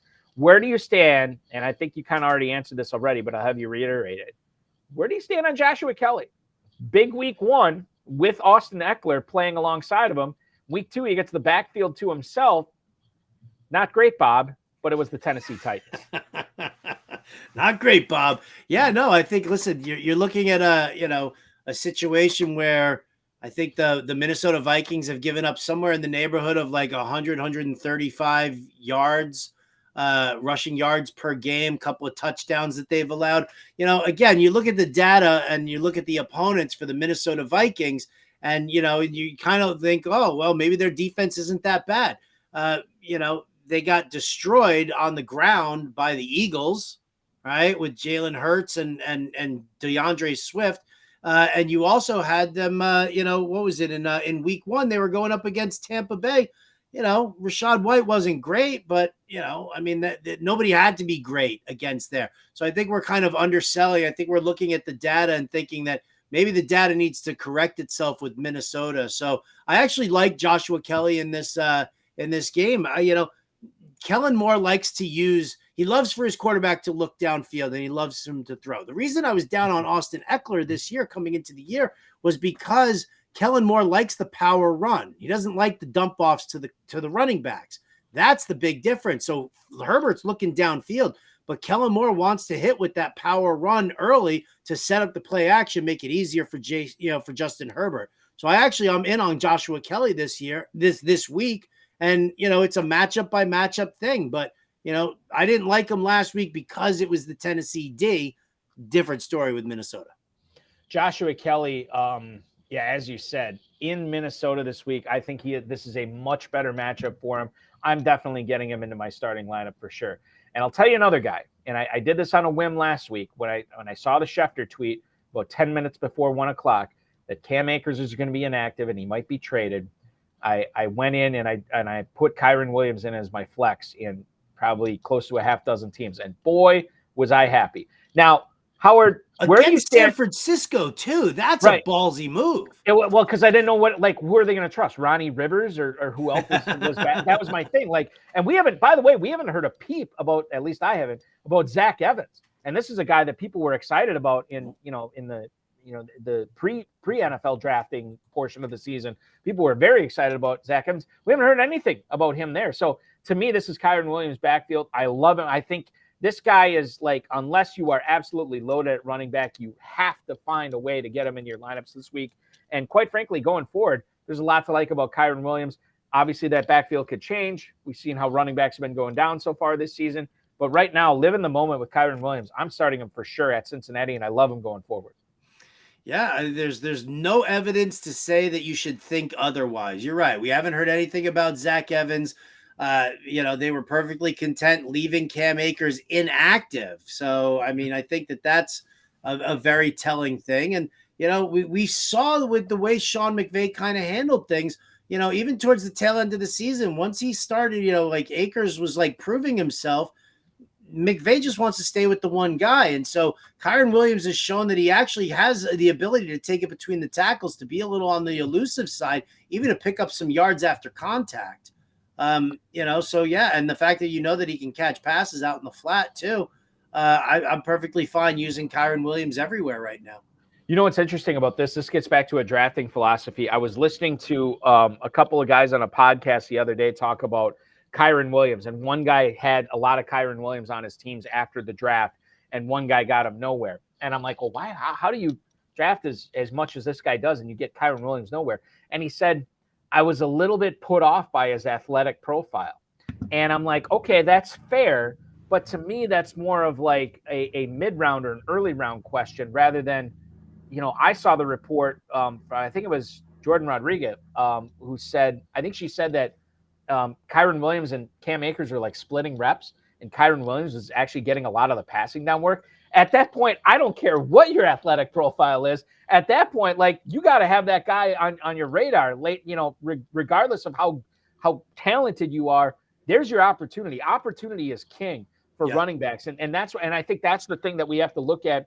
This is more of a drafting thing, and we're done with drafting right now. But I think going forward, this is the kind of stuff you should be looking at after round 10 in your drafts. Is don't worry about the athleticism or the RAS score or anything like that. Look at the opportunity. Look at this path to where this guy could be startable for you and be a difference maker. That's literally all that should matter. Opportunity trumps talent. It really does. It genuinely does. I mean, that's bottom line right there. So, yeah. We talked about Tank Dell. We talked about Josh Reynolds. I want to skip those guys. Let's get into a Cowboys wide receiver here in Michael Gallup. Now, I think, and I'd have to double check here, I thought that Brandon Cooks is going to be back this week. He obviously missed last week, did not play for Dallas.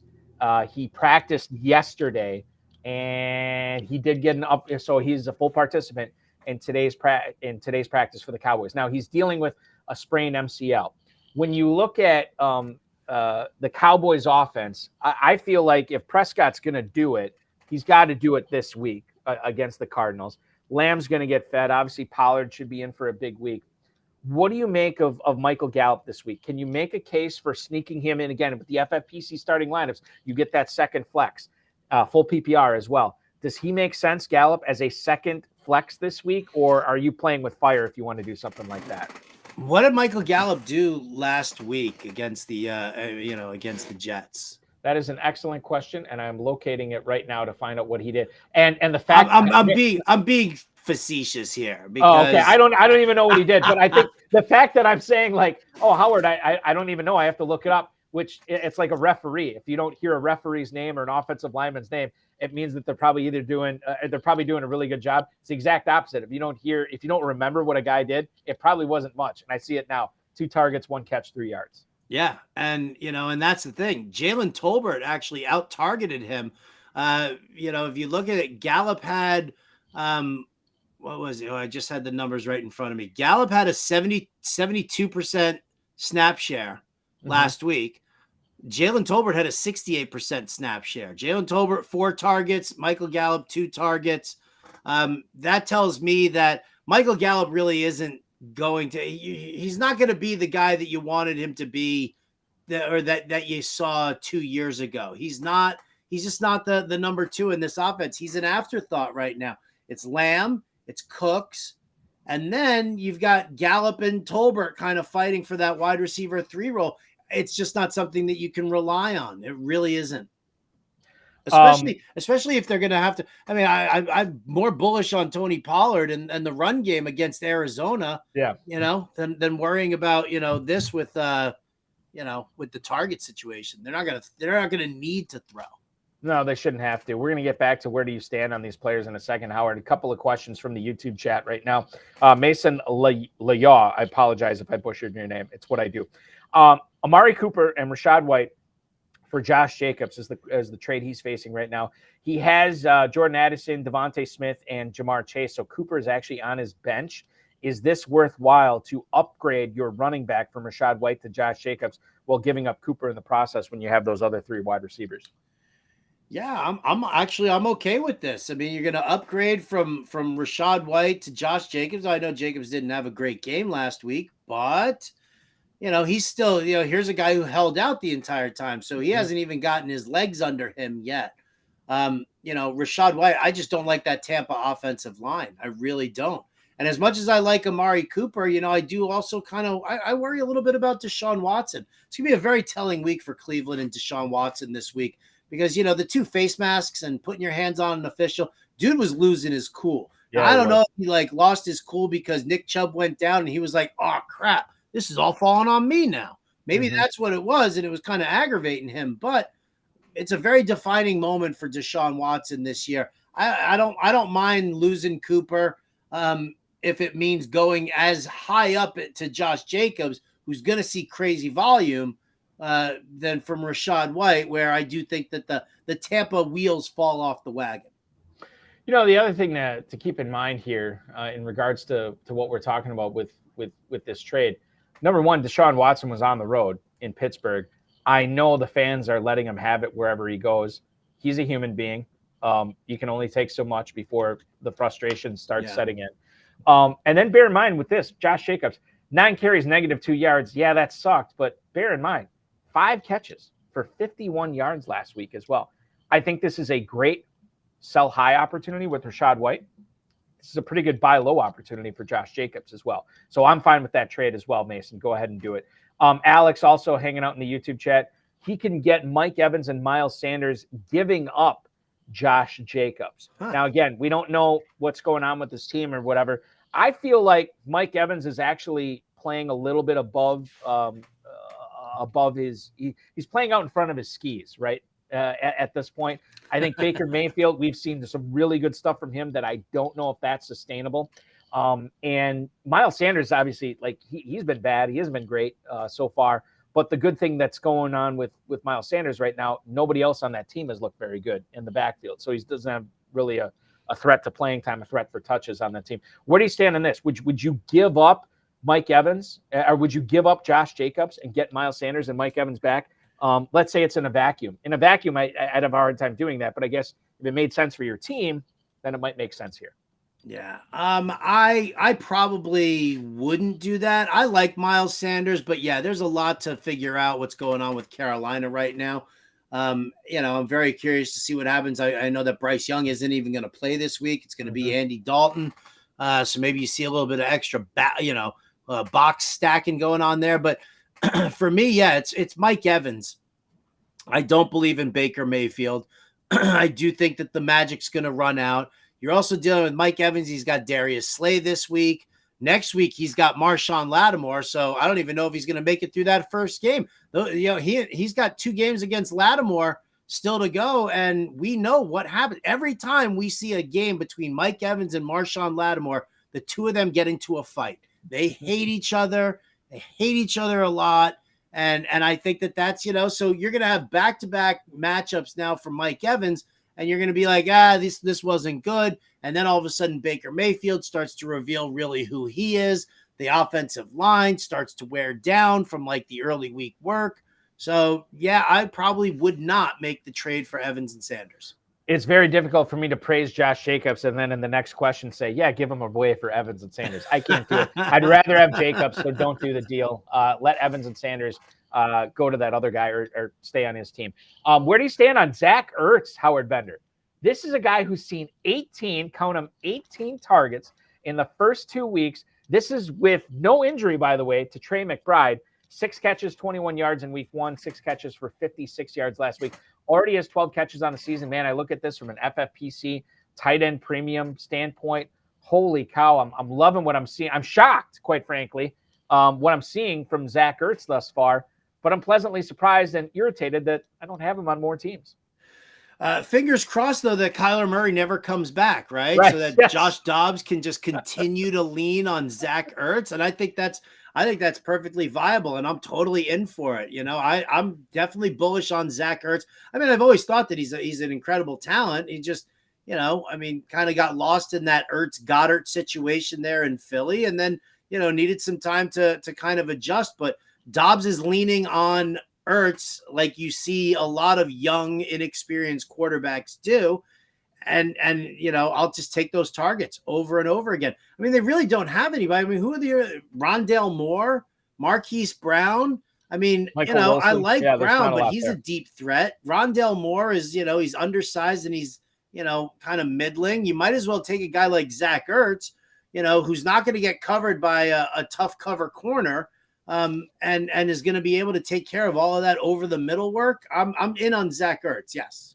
Yeah, I'm in on him too. And I think it makes a lot of sense. And I think it could continue this week, maybe not in the form of touchdowns, but obviously hosting the 2-0 Dallas Cowboys as nearly a 2-touchdown underdog could mean for a lot of garbage stuff in the second half, a lot of underneath stuff that the Cowboys are willing to give up to Dobbs and Ertz. Yeah, and as a PSA to Kyler Murray, don't rush that rehab, man. Take it through, go through everything solidly, don't cheat.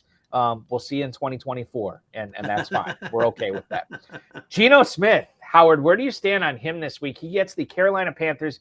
Again, this is a game that's sort of in flux, and it's changed over the last 12 hours or so as we've gotten more information on Bryce Young. It doesn't sound like he's going to play. It sounds like the Red Rifle is going to be out there for Carolina, tossing it to Hayden Hurst and Adam Thielen, Jonathan Mingo, all those guys. Panthers are 6.5-point underdogs to the Seahawks, who are at home, total of 42, 6.5-point favorites for Seattle. I like Geno Smith, and I like what's around him. Is the game script going to be strong enough for him to be a starting quarterback for you this week, or are you better off going with somebody, further down the list? I'll give you a couple ideas here as far, and we're not going to go rapid fire on this, but is Geno Smith a guy that you would start over, given, the situation, that you'd start over Russell Wilson, Matthew Stafford, Jordan Love? Does he still make sense there? I mean, he still makes sense there to a certain extent, but I'm actually not bullish on the Seattle passing game this week because I don't think that this is a need for it. Like I said before, we were discussing the trade. Kenneth Walker's going up against the Carolina Panthers, 135 rushing yards per game, 4 rushing touchdowns allowed. They actually, even without J.C. Horn, they actually do have a solid secondary. Jeremy Chin running around out there is he can be a beast. They also have decent coverage in the linebacking core, right? So, I kind of feel like this is one of those games where we get a lot of Kenneth Walker. Maybe in the second half you see some Zach Charbonnet also, but I think that this is much more of a game script for me where it's going to be more running for Seattle than passing. I know that, he'll could he end up with, 250 and 2? Sure, he could. Mm-hmm. But I still think, but that's just like, because he's got Metcalf and he's got Lockett and Smith-Njigba. But I just don't think that he needs the attempts that much. So I'd pull back on Geno Smith this week. Yeah, unless Carolina gets off to a fast start. I don't know how much the services of Geno Smith, the gunslinging services of Geno Smith. Fast start by Carolina. Well, I'm just saying, Howard, this is a funny game. It's played with a weird-shaped ball that bounces around in strange ways. A lot of stuff can happen and usually does. Going forward, I think that your safe play as you start your lineups for week 3 is probably to have Geno Smith on your bench and look elsewhere for fantasy goodness. He could be all right, but I don't know how much of a ceiling there is there. We got football going on, 3:52 to go in the first quarter. The Giants are getting set to punt the ball back to the San Francisco 49ers, who did score first tonight, a short Jake Moody field goal. I take that back. Graham Gano is coming out for a field goal right now to try to tie it up. I did not realize the Giants matriculated the ball down the field that far. Niners leading 3-0 right now, so congratulations if you hit that pregame BettorCast prop on the Giants, or I beg your pardon, on the Niners scoring first. Graham Gano attempting a 44-yard field goal. As I watch it, it is perfect. Tie game, 3-3, 3:18 to go in the first quarter. We'll have more updates on that, plus some other starts and sits coming up. Breece Hall, Zach Moss, Christian Kirk, Javonte Williams, Tua Tagovailoa, Pat Freiermuth. We're going to get into all these guys coming up here in the final segment before the Best of Bettor Sports Network comes up at the top of the hour. I'm Eric Balkman from the FFPC. He's Howard Bender from Fantasy Alarm. This is the High Stakes Fantasy Football Show on the Bettor Sports Network. We have more content for you coming up next. Like Devon Levi started off in the friend zone, and now like he could possibly be wife material. So it is exceptionally hard to trust a rookie goalie in the NHL. The kid is what? He's 21. Like, okay, and he is going to the Buffalo Sabres. But we've all agreed that the Buffalo Sabres are at least a somewhat better hockey team on paper. Again, it's hard to trust a rookie goalie. We've seen future Hall of Fame goalies like, Fleury in his first year struggle, right? Carey Price in his first year struggle. It is tough for goalies to come in and have success. That being said, nobody outside of maybe a Buffalo sports fan can tell me who the two goalies on their roster are, because I didn't know until this morning, until I was reminded that it was Eric Comrie and Ukko-Pekka Luukkonen. And I was like, okay, well, he has the crease to himself. So all he can do is lose it. That's all he can do. Buffalo is going to be a fun team to watch, which means maybe Devon Levi ends up in what I call the Martin Jones syndrome, which is a goals against average is pretty up there. Save percentage is not very good, but he's going to finish with 35 wins because he's just going to play a lot. And it's going to be that back and forth hockey. The Atlantic Division is not very good, right? There are some teams that are going to regress. So there's opportunities here for Buffalo to do well. And I think his over-under on wins is set at 24.5. So again, there's a lot of things that I may not trust about him, but as a 13th goalie off the board, and I think that is a reach at 13. I think a lot of people have him farther back than that. So he may be 13 on NHL.com's list, but you may end up and show up in your Yahoo or your ESPN draft and they haven't ranked probably outside of the top 20. So I would have no issue as a second goalie going with Levi, because like, who's taking his spot? Nobody. And volume at one point, if you're in a league that doesn't penalize you for losses, if you're in a league that rewards saves and save bonuses like, for daily, DraftKings does, he has all that working for him. So if it doesn't work out, all right, fine. Then you can go and pick up whoever is there. But it is his net to lose. I understand the risk. I will definitely take, because that's how you win championships, right? You got to take risks to win them. If you're safe, you're going to finish, eliminated in the first round and you had a good time. Or you can try to win the championship on draft day. It's the High Stakes Fantasy Football Show on Bettor Sports Network.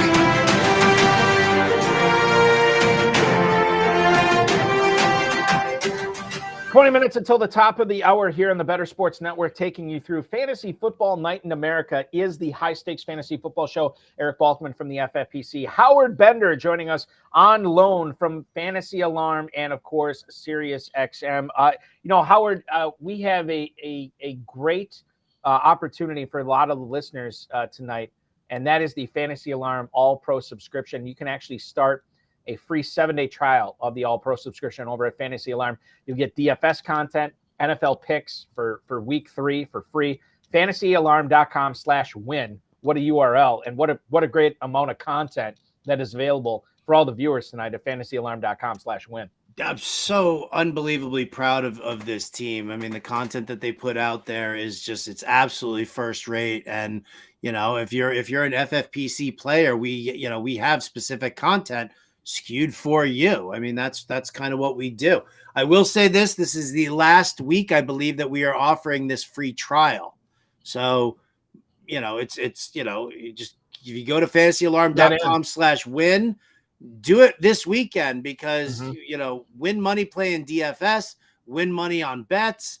And it's just, it's going to pay for your subscription. It's just, it's going to be that easy. So take it for a spin this week, test it all out, see what you like, play, enjoy, win, and then you'll just want to kind of stay with us. So, Yeah, not a lot of disappointed people who take advantage of this and No. then like go elsewhere. It doesn't really happen with Fantasy Alarm. Once again, fantasyalarm.com/win. Fantasyalarm.com/win is where to go for that. As I see George Kittle making his first catch of the night, so that's one. Just 4 more to go there as Brock Purdy and the Niners pick up a first down in the. well, I thought you wanted the lower. What do you mean? I'm just telling you. I think it's still going to be. I think it's still going to be lower than 4.5, but. The fact that he's getting one already, I don't know. I could be wrong. It's happened once before. Can I show you? Do you want to see my Kenny Pickett impression? Oh, yeah, absolutely. Let's see it right now. You ready? Yeah, go ahead. This is a regulation size football. Yeah. Kenny Pickett. That's not Kenny Pickett. That's like the. Well, that's the opposite of Kenny Pickett. Yeah. I'm doing this to troll Kenny Pickett. Kenny, I want to make you jealous of my hands. There you go. That's like if Kenny Pickett was a football, that would be the Kenny Pickett impersonation there. Oh, that's good. Damn, stuff. I screwed that joke up. That would have been damn funnier. It's still funny. I remember one of my other buddies sent me and you probably already saw this. This was before Pickett was drafted. This is after the combine, and he sent me a picture of a giant hand and then like a normal size hand high-fiving it or putting up, and said, here's a picture of Kenny Pickett high-fiving his new teammate. You know, what that made like to me, it's like a little tiny hand. Somebody sent me a meme of Kenny Pickett like holding the football, but they put like doll hands.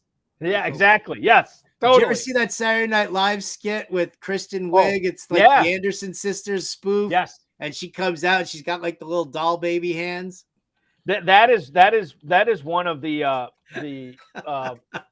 epic Kristen Wiig characters, because that came back several times. That was the old she was Judy, I think, and that was like they did it with it was always the Lawrence Welk show. Fred Armisen would be Lawrence Welk. And then they'd have the Bachelor type guy. Sometimes it was Taron Killam. Sometimes it was Will Ferrell when he hosted. That I know so many people, Howard, who went as Judy for Halloween. Where they had the little tiny doll hands. It was fantastic. And I like to play with butter. Yeah, and then at the end she's popping the Lawrence Welk bubbles. You know, at the end, like it was great stuff. Anytime they opened up with one of those sketches, I knew it was going to be a great episode. All right, bring it back here. Robert in the YouTube chat. This is kind of an open-ended question. It's tough to answer, Robert. But I'll say this. Who could I trade Chase for? I don't trust Burrow being healthy. Here's what you do, and this is going to take some legwork on your part. You drafted Chase. If you want to get him off your roster, you're going to have to send out offers to everybody. It depends how many cents on the dollar you're willing to take for him. If you don't trust Burrow being healthy, then you got to look at 75, 80 cents on the dollar. And I think that's where you start and see what you can get. I'd look at guys that were drafted, maybe at the end of the second round, maybe in the early third. If you feel like that's too far, then go up a little bit higher on the food chain. I just don't know what you're going to get for Chase right now until they have a big game together. Chase's value is going to get more and more depressed. You kind of got to start him until that happens. I can't really foresee benching him. But if you want to get rid of him and you want to get the best bang for your buck, you're gonna have to send out offers to everybody. Would you try something like? Because I'm not into trading Jamar Chase. You don't sell low. You don't want to do that. So you have to. But if you're gonna actively shop him, then you have to look around and try and buy low yourself, kind of a thing. Yep. Like Jahmyr Gibbs and. I don't know, pick a just a good level wide receiver, somebody who doesn't get, maybe Keenan Allen, somebody like Keenan Allen, who's like kind of losing his luster. I mean, I know he had a great game this past week, but somebody in that range sort of. So it's like that and Jahmyr Gibbs. So you don't look like you're like, maybe, you're selling, you're trying to buy low as well. And so if you can kind of double up on that, I really, Let me find out. Let me just look real quick. Well, I think you say Keenan Allen. I think you could throw in Devontae Smith into that as well. Yeah. Like Gibbs and Smith. You could, because Ridley had the big week 1, but then was kind of non-existent in week 2. You could try to do a Gibbs and Ridley for Chase. Yep. I think that could work out. There's other guys in here. Deebo Samuel, Chris Olave, I think would make some sense as well. So just get creative. And again, this is your team. It all depends what you're willing to give up Chase for at this point. And good luck to you, because and let us know how it turns out. I'd love to see it. Lineup advice here, Howard. The first one I'm going to ask you, this is a 2-part question. Start Breece Hall or Zach Moss in week 3, and then part 2 of that, what happened to Breece Hall last week, man? All right. Well, I feel like we covered. I feel like we covered it in the first hour of the show, so I don't have to go on my big rant. Nathaniel Hackett sucks at coaching and coordinating unless he's got Aaron Rodgers. Mm-hmm. So I don't, maybe he was. So it wasn't a Breece Hall thing for you. It was a Nathaniel Hackett thing. Oh yeah. How do you give Breece Hall only 4 carries? Mm-hmm. That you've got to take the pressure off of Zach Wilson. You're going up against the flipping Cowboys defense, for crying out loud. So why wouldn't you run heavier? Whether it's working or not, take the pressure off of Zach Wilson and force Dallas into thinking that you're just going to keep running the ball. And maybe that opens up the play action. But the problem is that Nathaniel Hackett doesn't think that way. He doesn't know. Nathaniel Hackett, when he sent in a play call to Aaron Rodgers, it was a suggested play call. It wasn't what the play call was. Aaron says, no, I'm going to do this my way and do it like that. So Breece Hall, I think, is fine moving forward. Totally fine moving forward. Nathaniel Hackett is the problem there. I mean, what I want as a Jets fan, what I want is for Aaron Rodgers to be either on the sidelines with a headset or up in the booth with the bird's eye view. And I want him to be the only name, the only voice in Zach Wilson's helmet. Let the play get sent in by Hackett to, relay it to a player or say it to Aaron Rodgers, and Rodgers, relays that. But whatever the case may be, I want Rodgers directing the traffic, because Nathaniel Hackett just sucks. So I'm fine with Breece Hall moving forward. We need a new offensive coordinator because Hackett doesn't work without Rodgers. Now, Zach Moss, yum, give me some. I mean, it's a tough matchup here against the Ravens, but if you're going to have Gardner Minshew out there, and it's going to, there could be some rain with that, that storm that they're talking about on the Eastern Seaboard. I would rather start, Zach Moss than worry about the matchup against Bill Belichick, the fact that Nathaniel Hackett doesn't know how to call plays.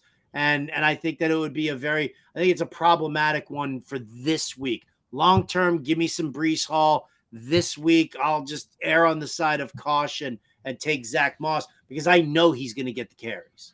Keep in mind, too, Zach Moss on the field for 56 out of the 57 snaps for the Colts last week. He was the only running back to play. He's got everything there. He's got the whole backfield. Breece Hall still splitting with Dalvin Cook. That's another thing to keep in mind. And obviously, going up against the mastermind, probably not an easy thing for Nathaniel Hackett and the rest of the Jets offense. Moving on to wide receivers here, Howard. Tutu Atwell or Marquise Hollywood Brown? This is interesting because Atwell has actually had 2 pretty good weeks so far. Marquise Brown for the Cardinals, obviously this week going up against the Dallas Cowboys.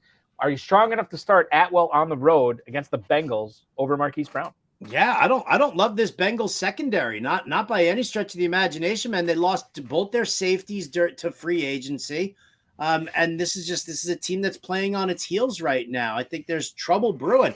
Just because Trevon Diggs is out with a torn ACL does not mean that, Stephon Gilmore is going to suddenly suck, that, Deron Bland isn't going to be able to handle it. Marquise Hollywood Brown with Josh Dobbs, knowing that pass rush is coming in, no siree, Bob.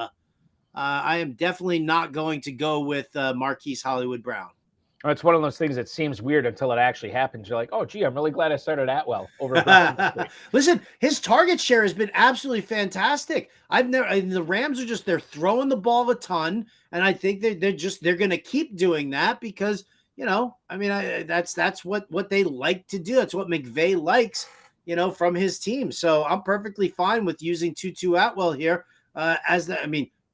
imagine being Van Jefferson right now. What a loser. Yeah, and I know he's frustrated too, but it is what it is. He had an opportunity last year, he had an opportunity this year, and that has gone by the wayside as his teammates have stepped up in his stead.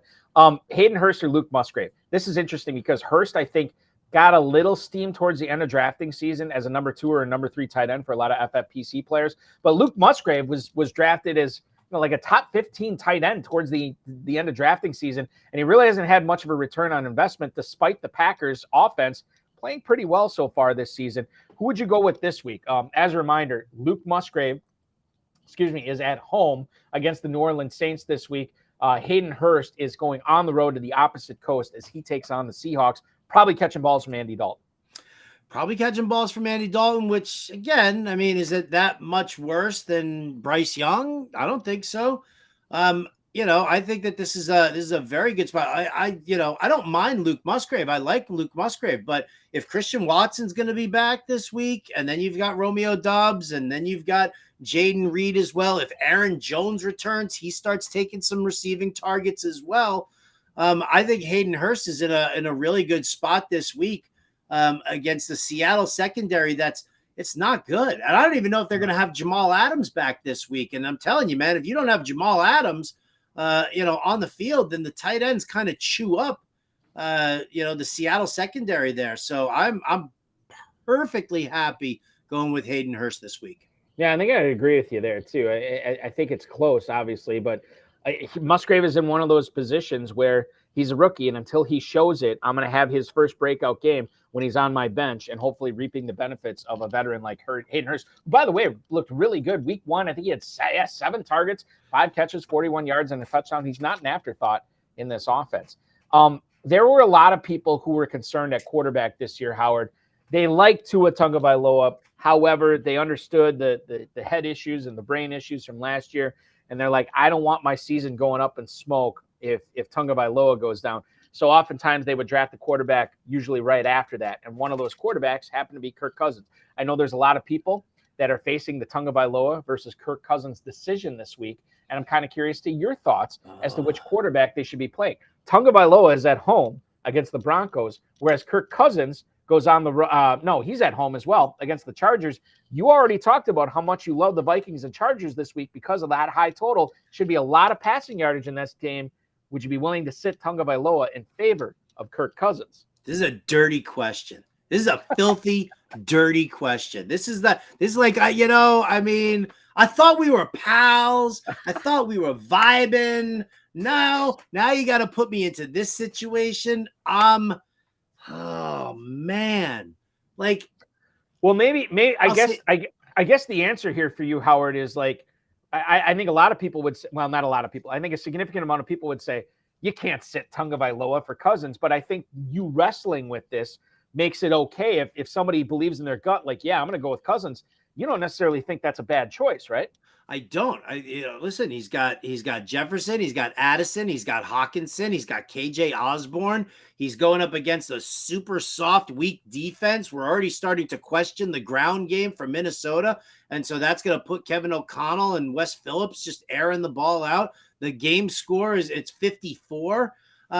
Denver's got a very strong secondary. Patrick Surtain. Listen, it's going to be very tough for them to try and contain Tyreek Hill. Very, very tough to try and contain Tyreek Hill.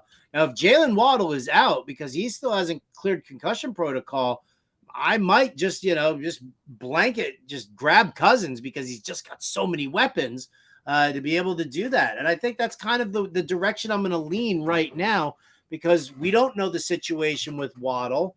And I think, and you're dealing with a much tougher secondary from Denver. So it's definitely close, but I would take that shot on Kirk Cousins. Somebody asked me Kirk Cousins with this matchup or Jalen Hurts, and I was like, no. not Jalen Hurts. Like No. Tua, I could definitely see making that swap. Jalen Hurts, you got to be a fool to do that. We're running out of time. We'll go rapid fire on these last few here. Flex question here. Christian Kirk or Javonte Williams? Christian Kirk this week, fresh off a pretty impressive performance against the Kansas City Kansas City Chiefs last week. Christian Kirk this week takes on the Texans. So he gets the Texans at home. Javonte Williams, obviously we just talked about it, at Miami. Which flex would you go with here? Give me Javonte Williams. I think that he's going to be catching some passes out of the flat. That's what Joe Lombardi likes to do. And, Jacksonville going up against Houston. What do you do against Houston? You run on Houston. Yeah, you do. Full PPR, you're still saying Williams, right? Oh, Okay, yeah. perfect. Dude, come on. 6 catches for 48 yards and a touchdown on top of his rushing work? Makes perfect sense. Speaking of Houston, Pat Freiermuth or Dameon Pierce. I actually, in a league last week, Howard, going into Monday Night Football, I was done, and my opponent was down by 2.5 points, had Freiermuth. Freiermuth gets 1.2, and I scum out a 1.3 win. And I feel bad about it, but at the same time, the fantasy gods look down on me, so I'm not regretting it at all. Does that continue this week with Freiermuth? These are two guys that had bad week twos, Freiermuth and Pierce. It's against the Raiders, so, you kind of worry that, maybe he does have like a breakout moment, but I think I would probably just go with Dameon Pierce and hope that he sees some early volume. The best way to consume more of your content, Fantasy Alarm Show on SiriusXM and Bettor Sports Network, right? FantasyAlarm.com. Right there. Boom. All right. That's it.